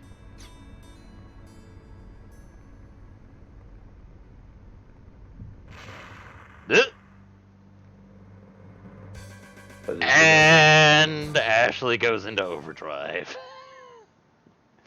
Because remember, anything could have set off Night Blazer. Or in this case, and Lord. Something particularly big did. Lord Blazer. Because it was a precarious balance between Argetlum, Lord Blazer, and Ashley. And the more Ashley fought, the more Lord Blazer gained power. And Ashley just took out the Kuiper Belt. Which, that's a big thing. A big fight. It's a big bunch of power. Big chunkiness. And Lord Blazer's just like, delicious. Nom nom nom. Not Anglemoa or Regula Kuiper Belt. Well, I mean, granted, in fairness, we didn't kill those two. Yeah, but it's like, but wouldn't those two count? No. There's a bit more of a cosmic balance involved there. Yeah. Whoa, what in the world happened? Where is everyone? Where am I? It's the world where I am. It's where the destruction began. Who are you? Lord Blazer. You ask who I am? It's harsh after we've been together for so long and even fought, too. No, you're the disaster that turned Fulgaia red with fire. I've finally been freed from those chains. Great to have a body again. I owe you my thanks. It was my good fortune to live inside your body after being trapped behind the event horizon. The negative feelings that grew inside you during the battles are now the food that sustains me. My negative feelings? You're saying I helped resurrect you? It's not just you. swirling inside all humans are the most unsightly and strong energy forces. In your battles, you've seen the true nature of people, and it's that negativity that I feed on. I'll give you the honor of witnessing the world burning into oblivion. Stop it, now! Are you going to draw it? That abominable Argetlum. That is definitely the absolute perfect sword to destroy me. But don't say you forgot that you weren't able to draw the Argetlum. Once you had my strength, the strength you tried to destroy, then you finally got the sword. Now that I'm free of your body, you're only a mere human. You cannot draw Argetlum. Argetlum is meant to be wielded by the hero of the sword. Lament the era of no heroes, and live in fear of the future that will burn to smithereens. It's definite that I am not the hero chosen by the sword. Then why struggle? Don't resist me. Accept the future. The world we live in, the all-important Filgaia, is not such a puny world that it's sustained by the power of only a hero. This world is full of the interactions and exchanges of the people and their thoughts. So, the power that sustains the universe exists in Filgaia. It's the power of all life. A time without heroes. That's what you said. No, not without heroes, but an era that doesn't need heroes. We don't need a hero. There's no value in a world protected by such things. If everyone's hearts became one, then we can rise and stand together. We can support the world without sacrificing a hero. Miracles can happen. We can never make the same mistake Irving made.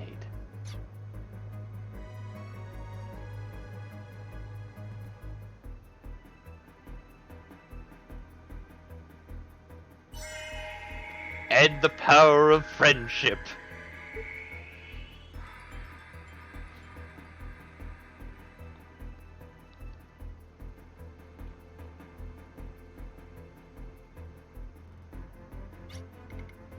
I can tell now.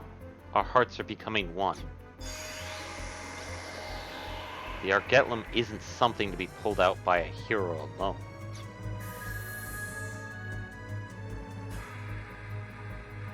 Zoop!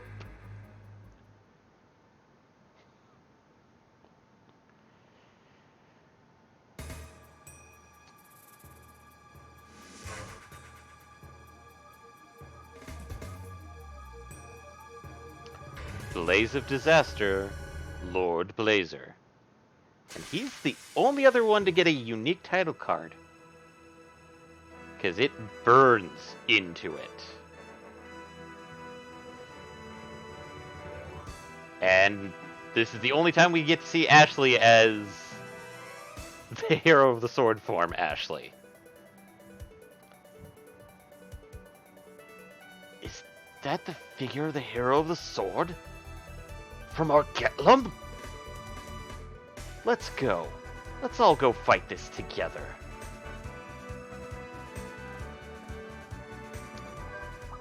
So, we actually get those abilities that,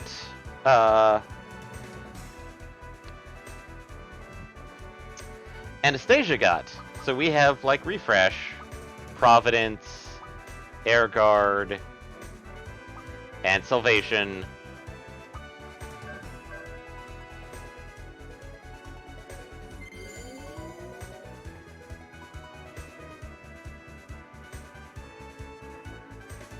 Vermilion Disaster. And if people are listening, this fight song is literally the theme of Wild Arms going off right now.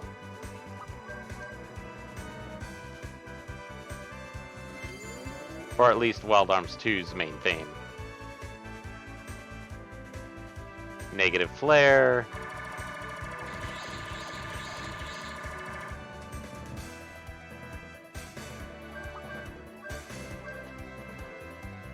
Refresh.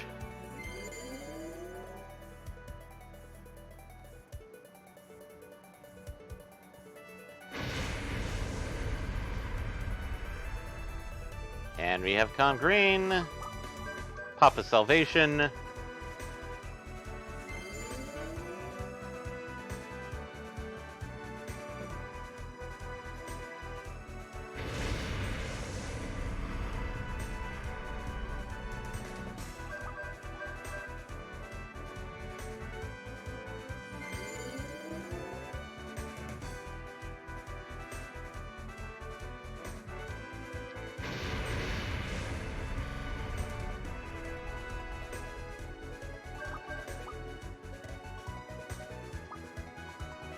I'm gonna do a Blade Heal on Ashley.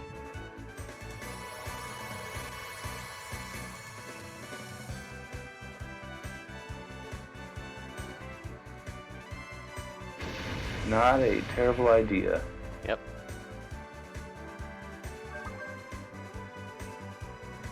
And let's smack Lord Blazer with the sword. Let's see how much damage we do. 1600. Eh. No damage. Oh hey, we can force charge because we still have Zephyr equipped. But the way to beat Lord Blazer is using Impulse.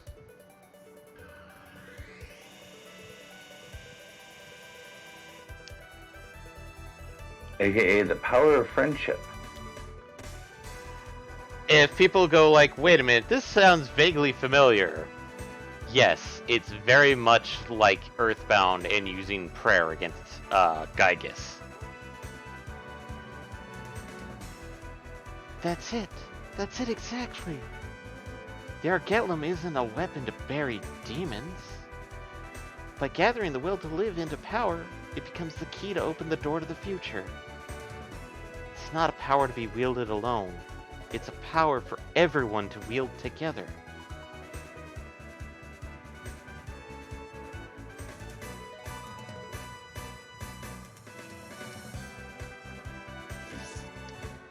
And by the power of friendship, we basically smack the out of Lord Blazer.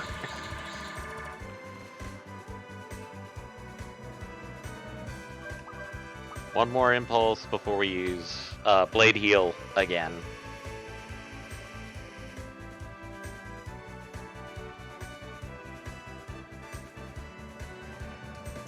Has it arrived? Has my prayer arrived? If it won't arrive when I pray alone, we'll pray together as one. Everyone was born on this star and lived here. Hey, it's the village of Baskar and Colette.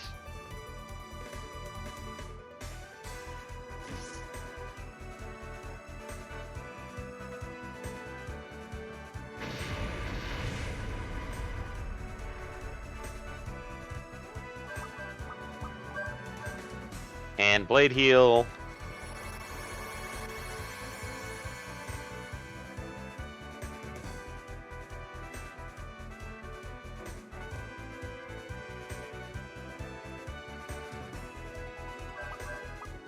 Impulse.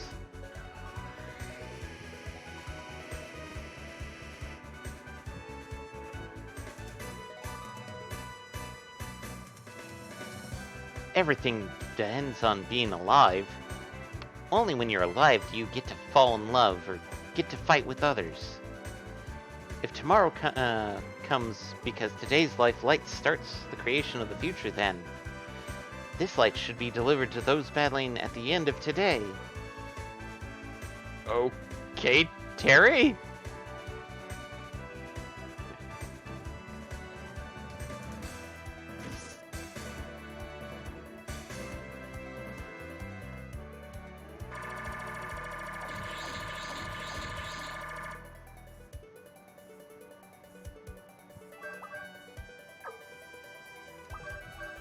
And force charge!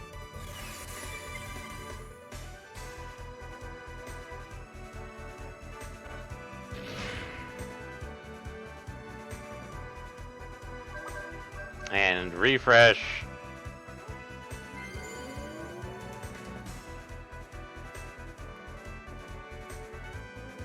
I'm gonna build up a couple more levels of FP this time.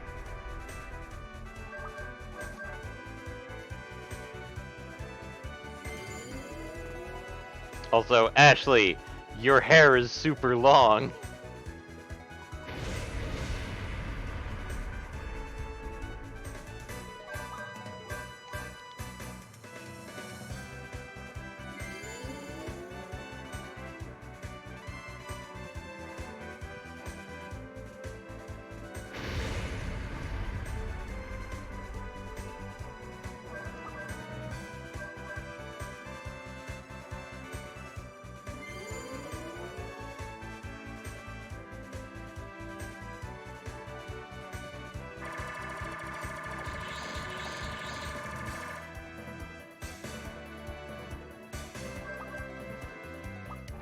Impulse.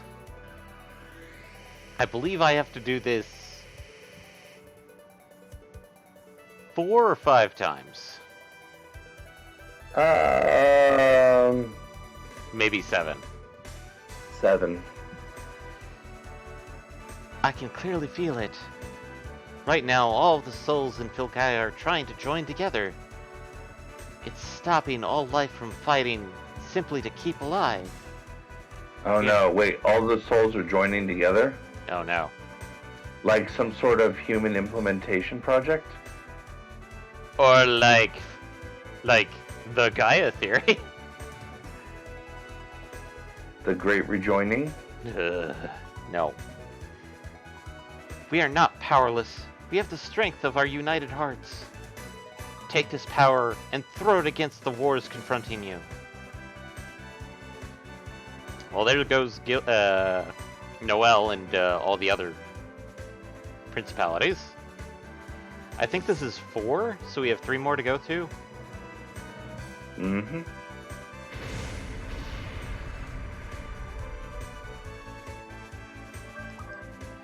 And refresh a little bit.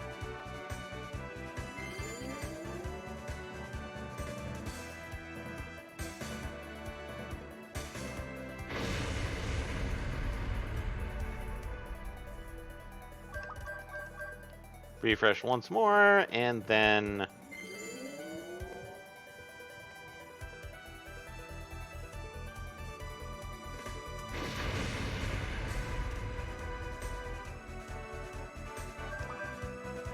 impulse.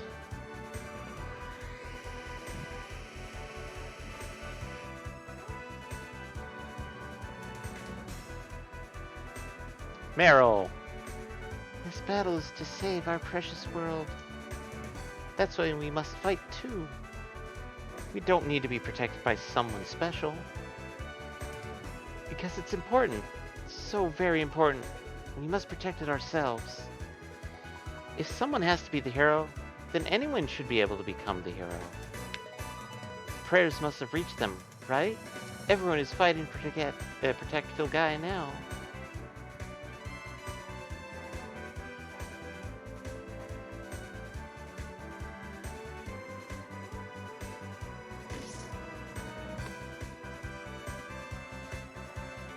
Negative flare.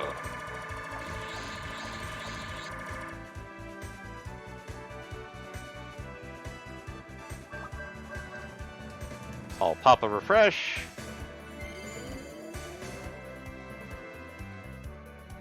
There we go.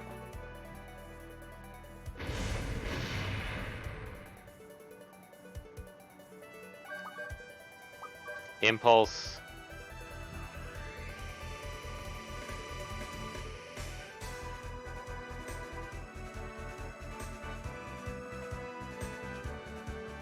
We're not going to push it all off on the dude.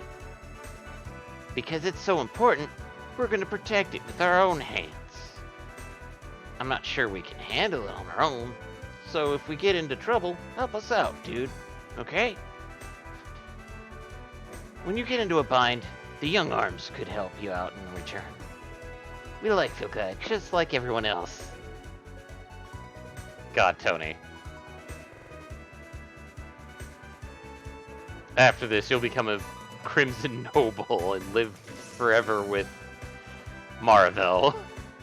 With your attempt at a Brooklyn accent.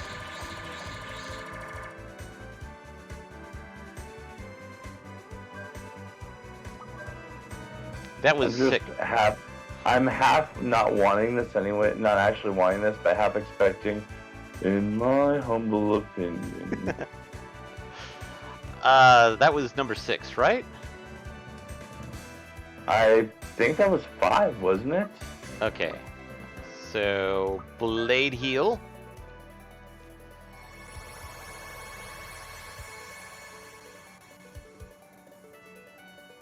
Just to be on the safe side. And that should get us... Okay, so we can do it 2 more times. Impulse! If that one was 5, we should have one... This should not be who I think it is. No, that was 6. Because this is number 7. Yeah. I love it.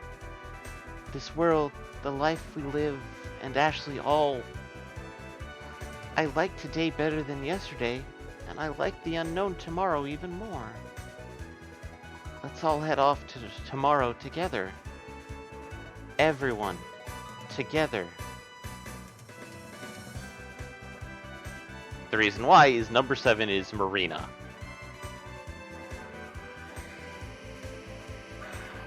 And there were 2 people standing there that really should not have been standing there. And we did Quint 9.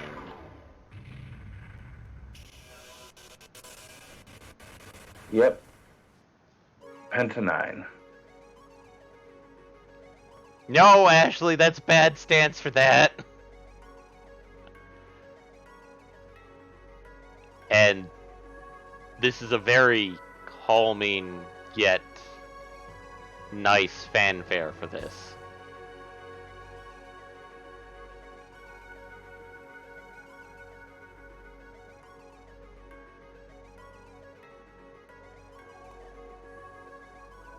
I had to do one full rotation for that.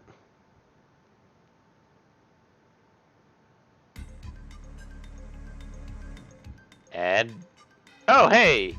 For a brief moment, we got to see Savior Ashley Sprite. So, it's finally over. We won, right? Ashley won, right? I wasn't the one that won. Everyone here and everyone waiting for us. And... well, it's a victory we won together. I'm not a hero. It's the future we grabbed a hold of for ourselves. Come on, give me a break. Don't hassle me. I refuse to ever do such unsuitable work. Let's go home together. Let's all go home to Filgaia.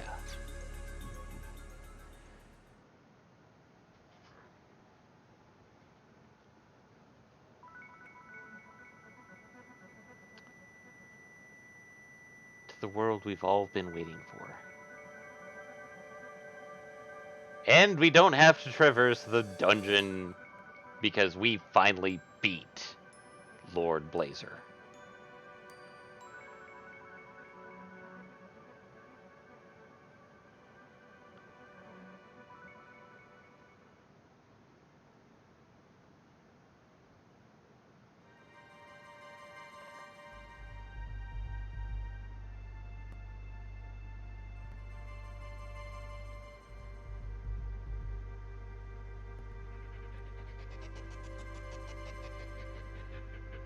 And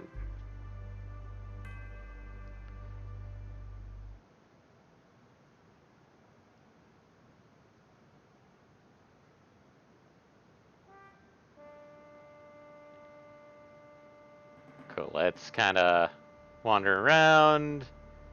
Tony and Scott are just standing there. Random villagers. Like you do.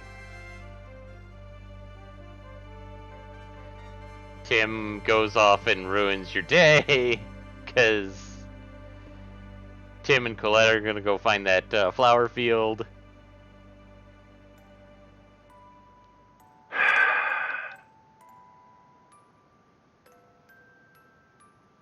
That was the moment the strain and tension finally slackened. Oh, it's automatic.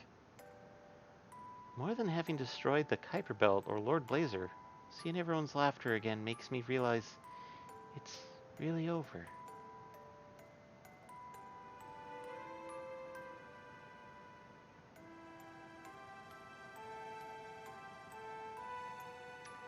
But you all aren't the only ones laughing.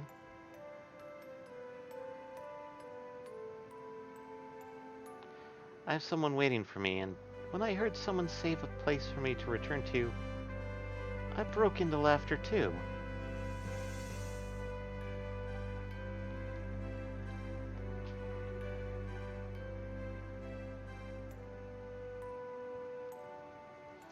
Colette said thanks to me, so I said thanks back. That's not so strange, is it?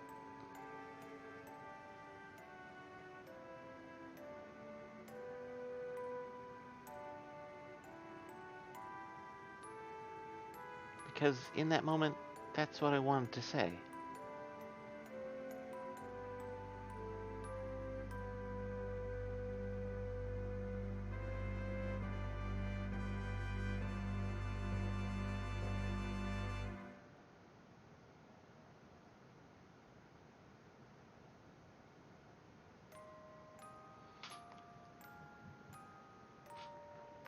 Ashley explained the whole Valeria shaft that, yeah, the Valeria household is now gone.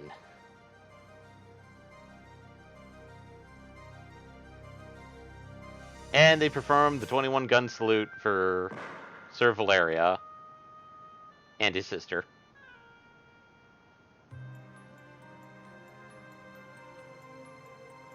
Even though it was, kind of his fault.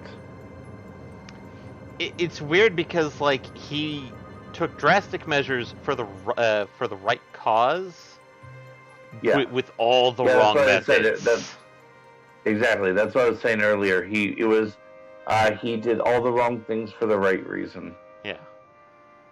But, road to hell paved with good intentions. But we still have somebody with the blood of the sword mages. At the beginning and the end of this battle was the Sin named Valeria. This Sin was also called a hero. I forgot, I couldn't get to her first line in time.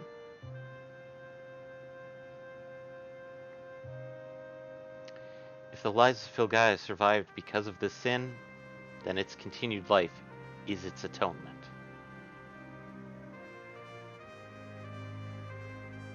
That's a fairly wholesome way of looking at it. Yeah. It's good for the sin to live on in its atonement. Those who can atone are... The cross that is too heavy to bear alone is no longer so when everyone on the star supports it.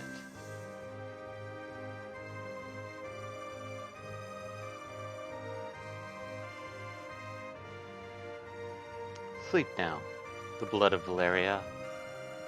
No one needs a hero anymore now that they've realized their might.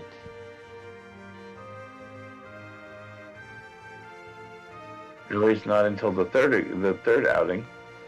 If the darkness meant to destroy Filgaia's future is dismantled, the chant of peace hoped for will be heard. Third one, well, remember, these games all do take place on the same Filgaia, just in various different eras.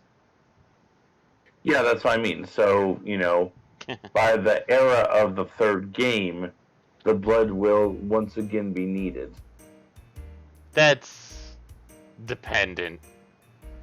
Also, we get this nice little upbeat daily life music.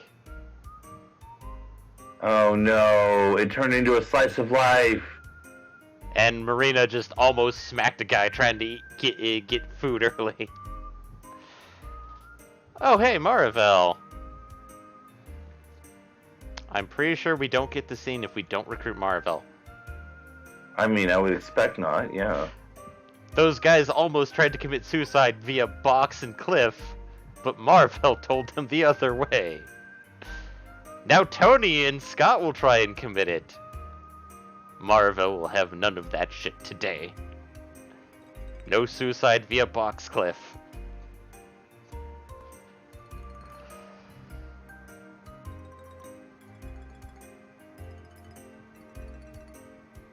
And there's another sunrise.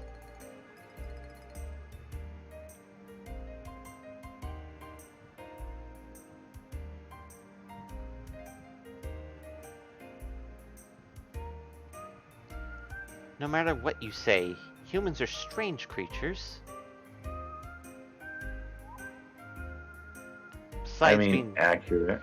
Besides being frail, people get lost along the way and make false moves.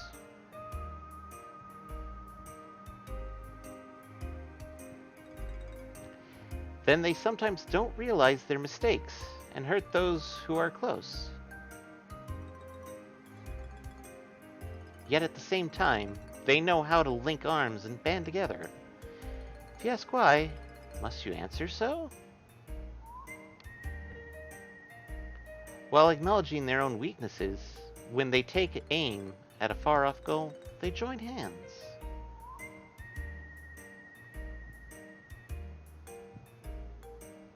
Those who extend a hand and those who take a hand can't be done without trust.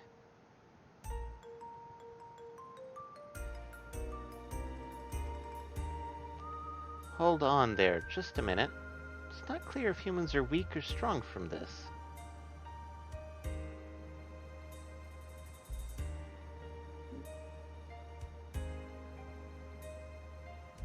Well then, I'll try and explain it.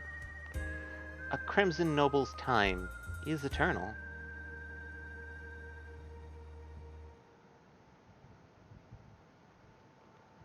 Yeah, we get these philosophical bits, and since they're all on auto, it's kind of hard.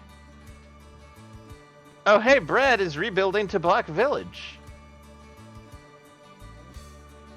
And literally carrying support beams by himself. I mean, it is Brad after all. It is Brad. This is a man who can literally just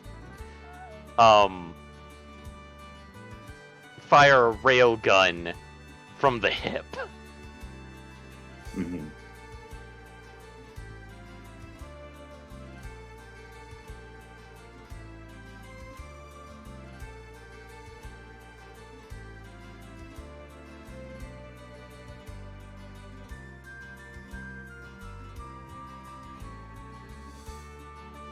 A broken clock starts to move to some rhythm.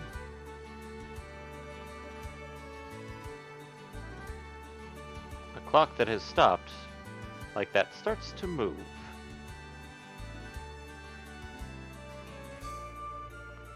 Stories always start suddenly. Focus your eyes, listen closely, and pay attention.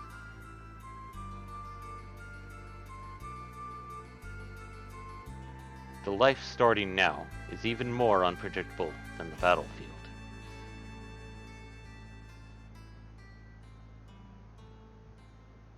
To be honest, if I were thrown out on my own, I'd be apprehensive.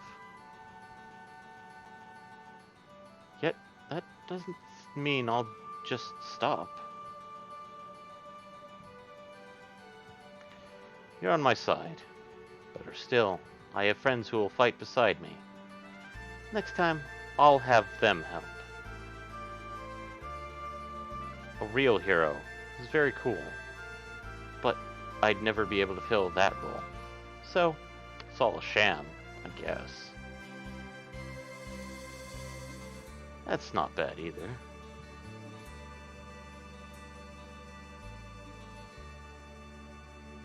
I like the music at this part because everybody gets their own kind of bit.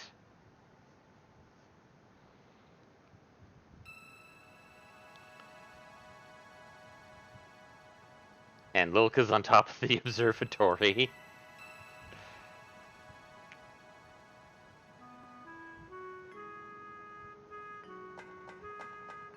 God damn it, Terry.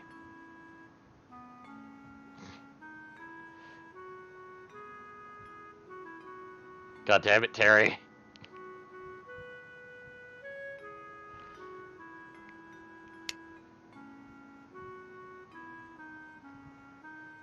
For things to change, to go from the past to the future, is for time to pass.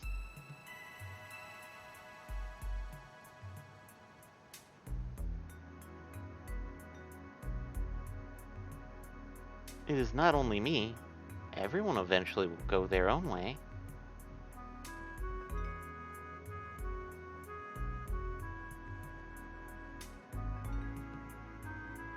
I know. I'm not crying. I'm okay. I'm cool.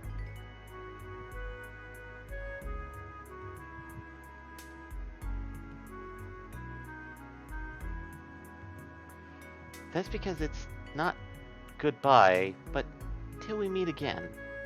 No matter where you go, it's not a end, but a beginning.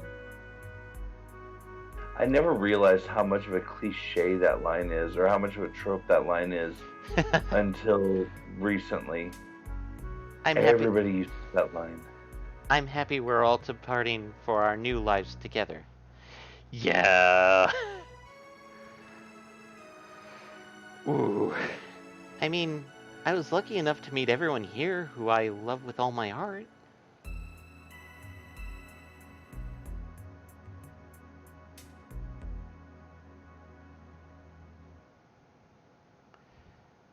And that only leaves one person.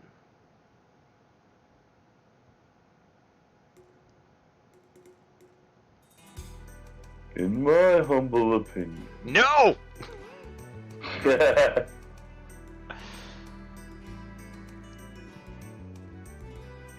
And everybody goes their own way on this giant, huge crossroad.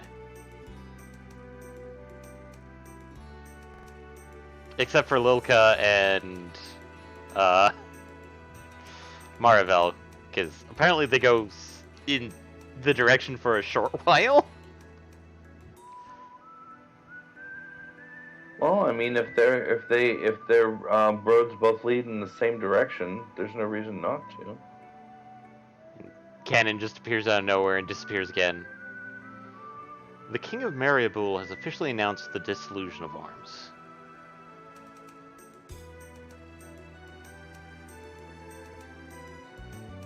Even if this that doesn't feel like the sort of thing that needs to be announced, considering Can I read? Patron of Arms. No. Even if this didn't happen, we would all have eventually pursued our own destinies. So, today's goodbye isn't sad for me.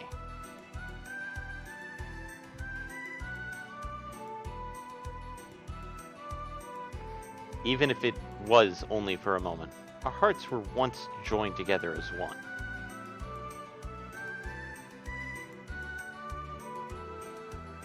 And even if we're not heroes, we accomplished a major feat.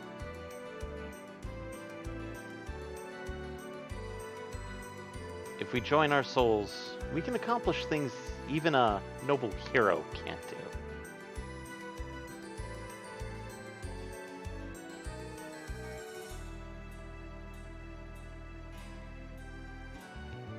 No matter where we go, if we join our hearts, we'll always be together. But yeah, the dissolution of arms is, it's like, I think, as Ashley put it, it would have happened without the king doing it. Yeah.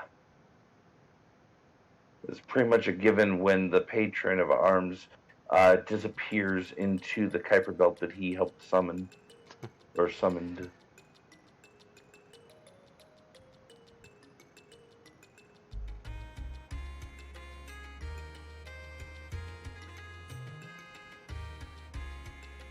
Kitty! They're still trying to patch that hole in the roof of the inn.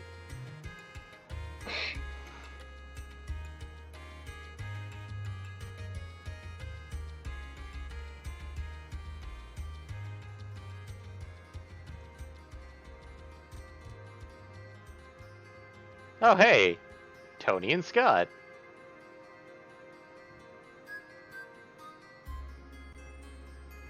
And they run away because it's Ashley and Marina time. Well, Marina? Have I changed? Ah, and it's automatic again.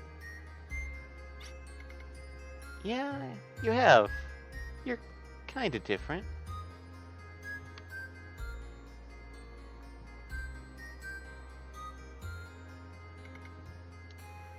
You look more mature. I think you're taller. Wait, let's see.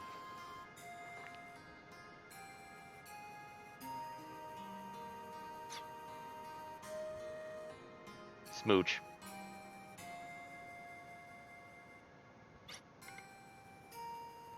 Kisses far away.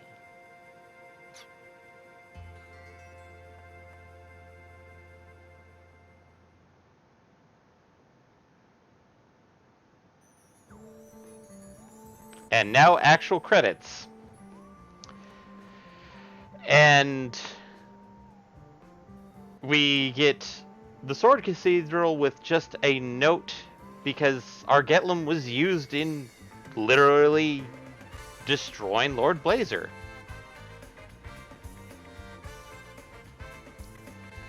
No more, at least that I know of, no more dialogue cutscene. Okay. But we do get these nice little stills that Production IG helped make. So Ashley retired from the militia and arms to become a baker.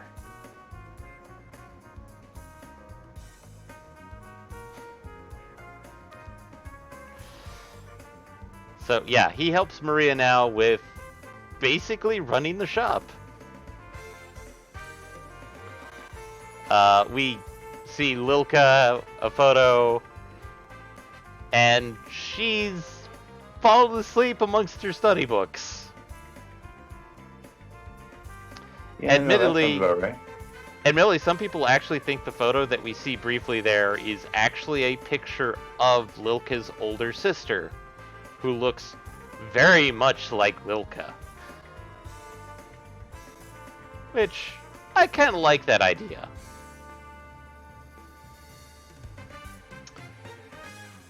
And Brad's reading a letter after sitting down and chopping up some firewood. And it looks like Billy has gained enough, recovered enough to basically stand. Charlotte is bringing a letter to Tim and Puka, because Puka. Of course. Yeah, Puka. Cannon is reading a letter in a rather disarrayed bar. Obviously, she ended the bar fight. Not sure if she started it, but she definitely ended it. And I mean, she probably was the entire bar fight, let's be honest. And now Cannon has somebody deeply in love with her. And here we have Marvell reading a letter with Scott, Tony, having adventures, and Quibbly in the background ruining a castle? So we have the pictures of the adventure, and the last thing we see is a picture of Irving and Altacia.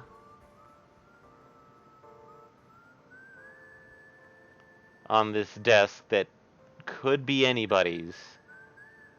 But I'd like to believe it's Ashley.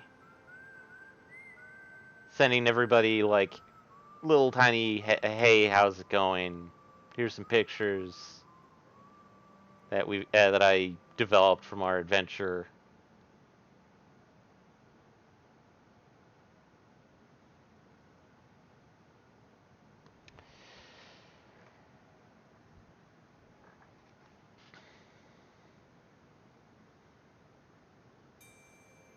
And an after credits cutscene.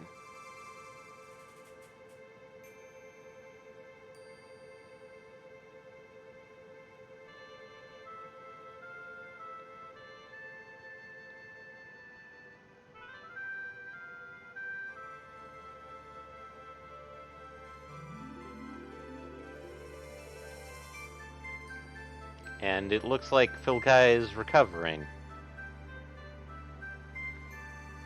Oh, hey, look! Rainbow! The universal sign that all is well with the universe and peace has restored. Yep. A year later. Uh-oh. The universal sign that not all is well with the world and the game isn't actually over yet. No, we gotta have a reunion point. A prologue reunion, cause... Oh, hey! Epilogue, you mean? Yeah. Oh, hey, look! It's the Master Sword. I mean, Argetlum. It's been a long time since we've all been together like this.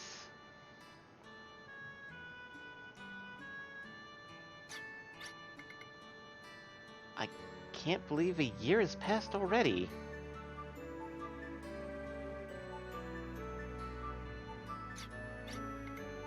I know.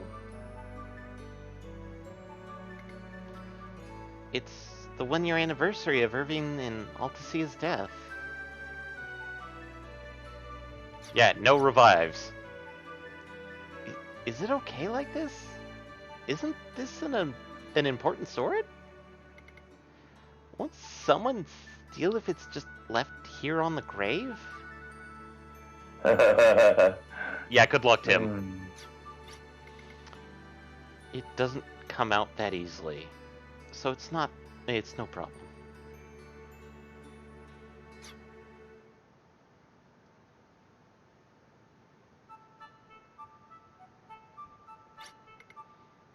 And we have babbies. Sorry I'm late.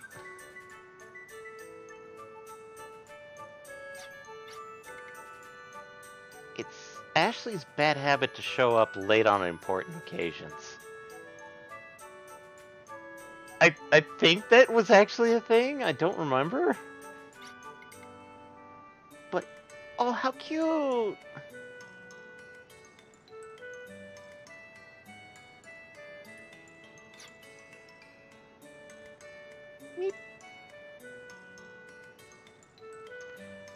But yeah, it's implied that Ashley had twins.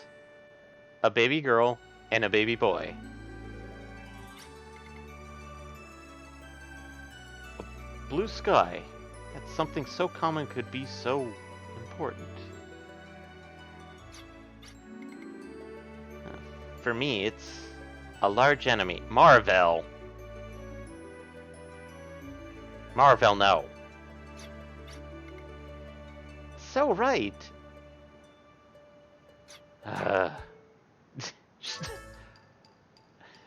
Tries to attack Tim with what looks to be a chain chomp.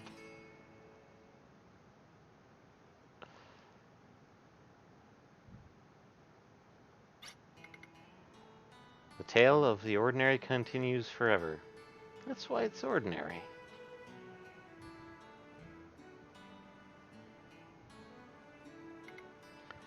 From the past to the present and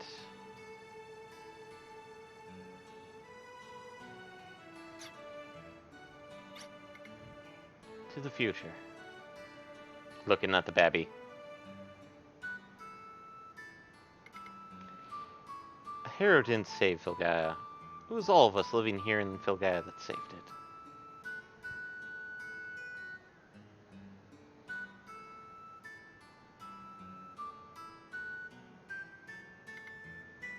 I believe there's a great significance in that.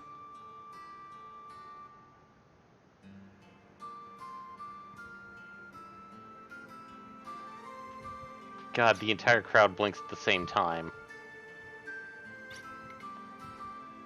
Hey, hey. I mean, I kind of get why, but at the same time, yeah, that's fucking creepy as hell. You had twins, right? A girl and a boy. Have you decided on a name?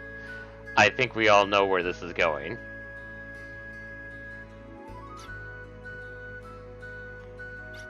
I kind of hope you're wrong, but I think you are. Huh? Yeah, right.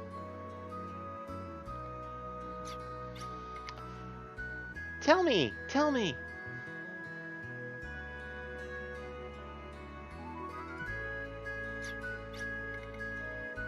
I guess it's, oh, how embarrassing.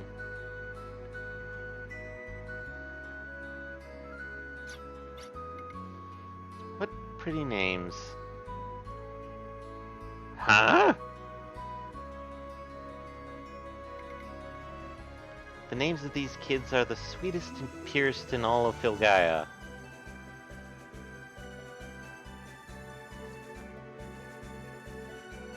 Okay, so it's not the names I thought they were going with.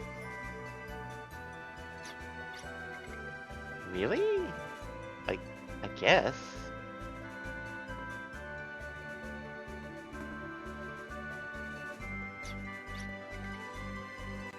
Even if they get lost along the way, be sure to protect them.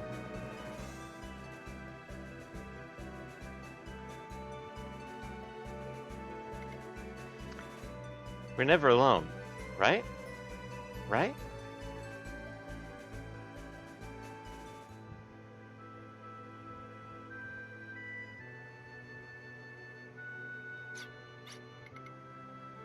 I'm not a hero. The protagonist of this endless tale is...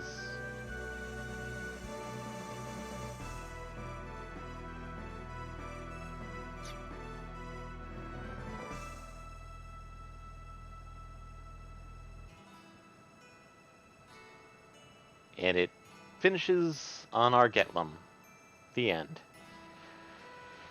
But yeah, the Babby's names are actually implied to be Irving and Altacia. That's what I figured I was gonna do for, but sweetest, most innocent. I'm sorry, you what?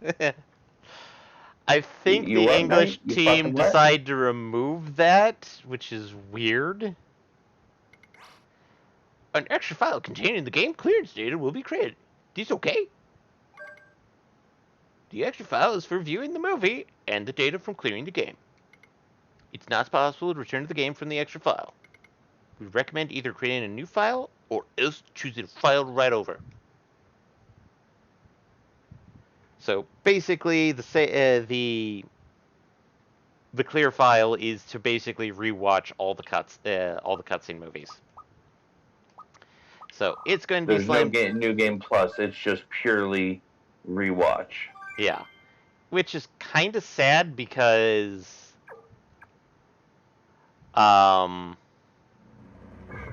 just a brief look while we do the typical by the end of blah blah blah stuff. Mm-hmm. Is that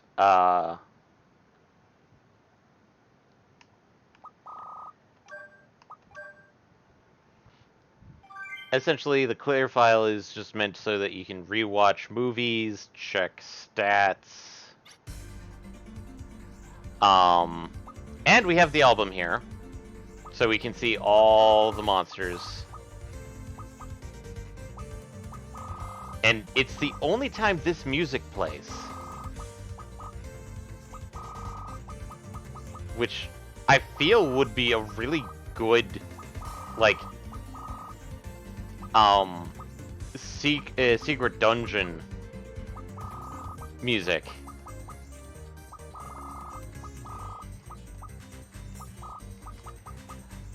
First route. Also, I encountered a Gila cactus while doing stuff. Hmm. it looks like a tiger and a cactus.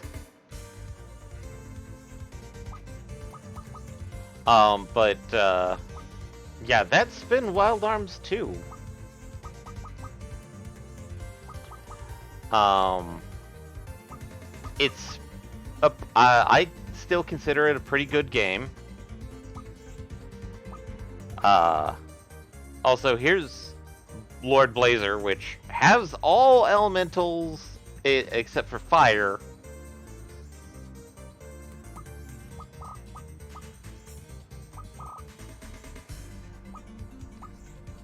But it's just I like the game.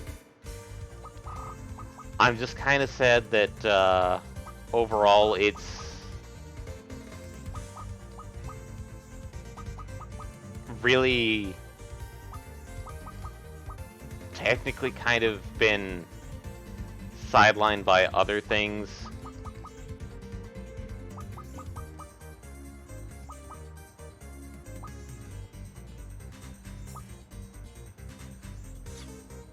And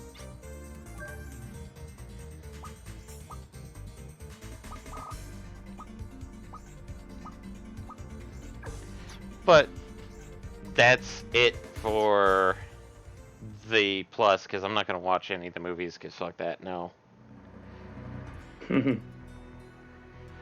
But uh we probably have one more Wild Arms thing, which is basically just essentially just redo like trying to do the two secret bosses, which are obviously Ragu o Ragula and Anglemoa, which sad to say, Ragu becomes the proper takes over Anglemoa from this point on as the true secret boss.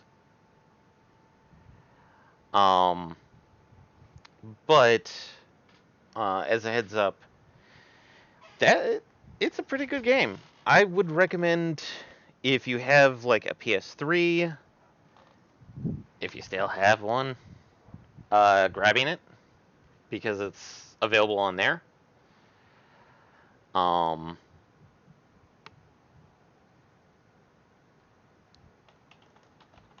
as for other streams, I don't think we're going to be streaming tomorrow. At least I don't think so. I don't. I mean, we never really discussed it, so if we are, it's currently a mystery to both of us. Yeah. Um, if we are, there probably will be a post. Mm-hmm. If there isn't, don't worry about it. There will be a stream on Monday. As Yeah. for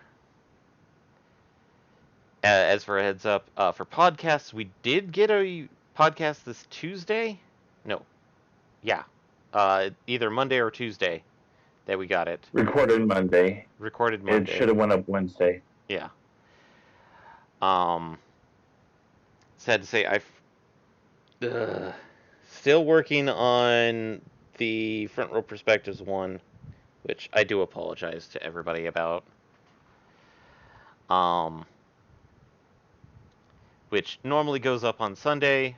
As for the actual podcasts, you can listen to them through all the major forms, which is so like Apple, Google, or of course Spotify.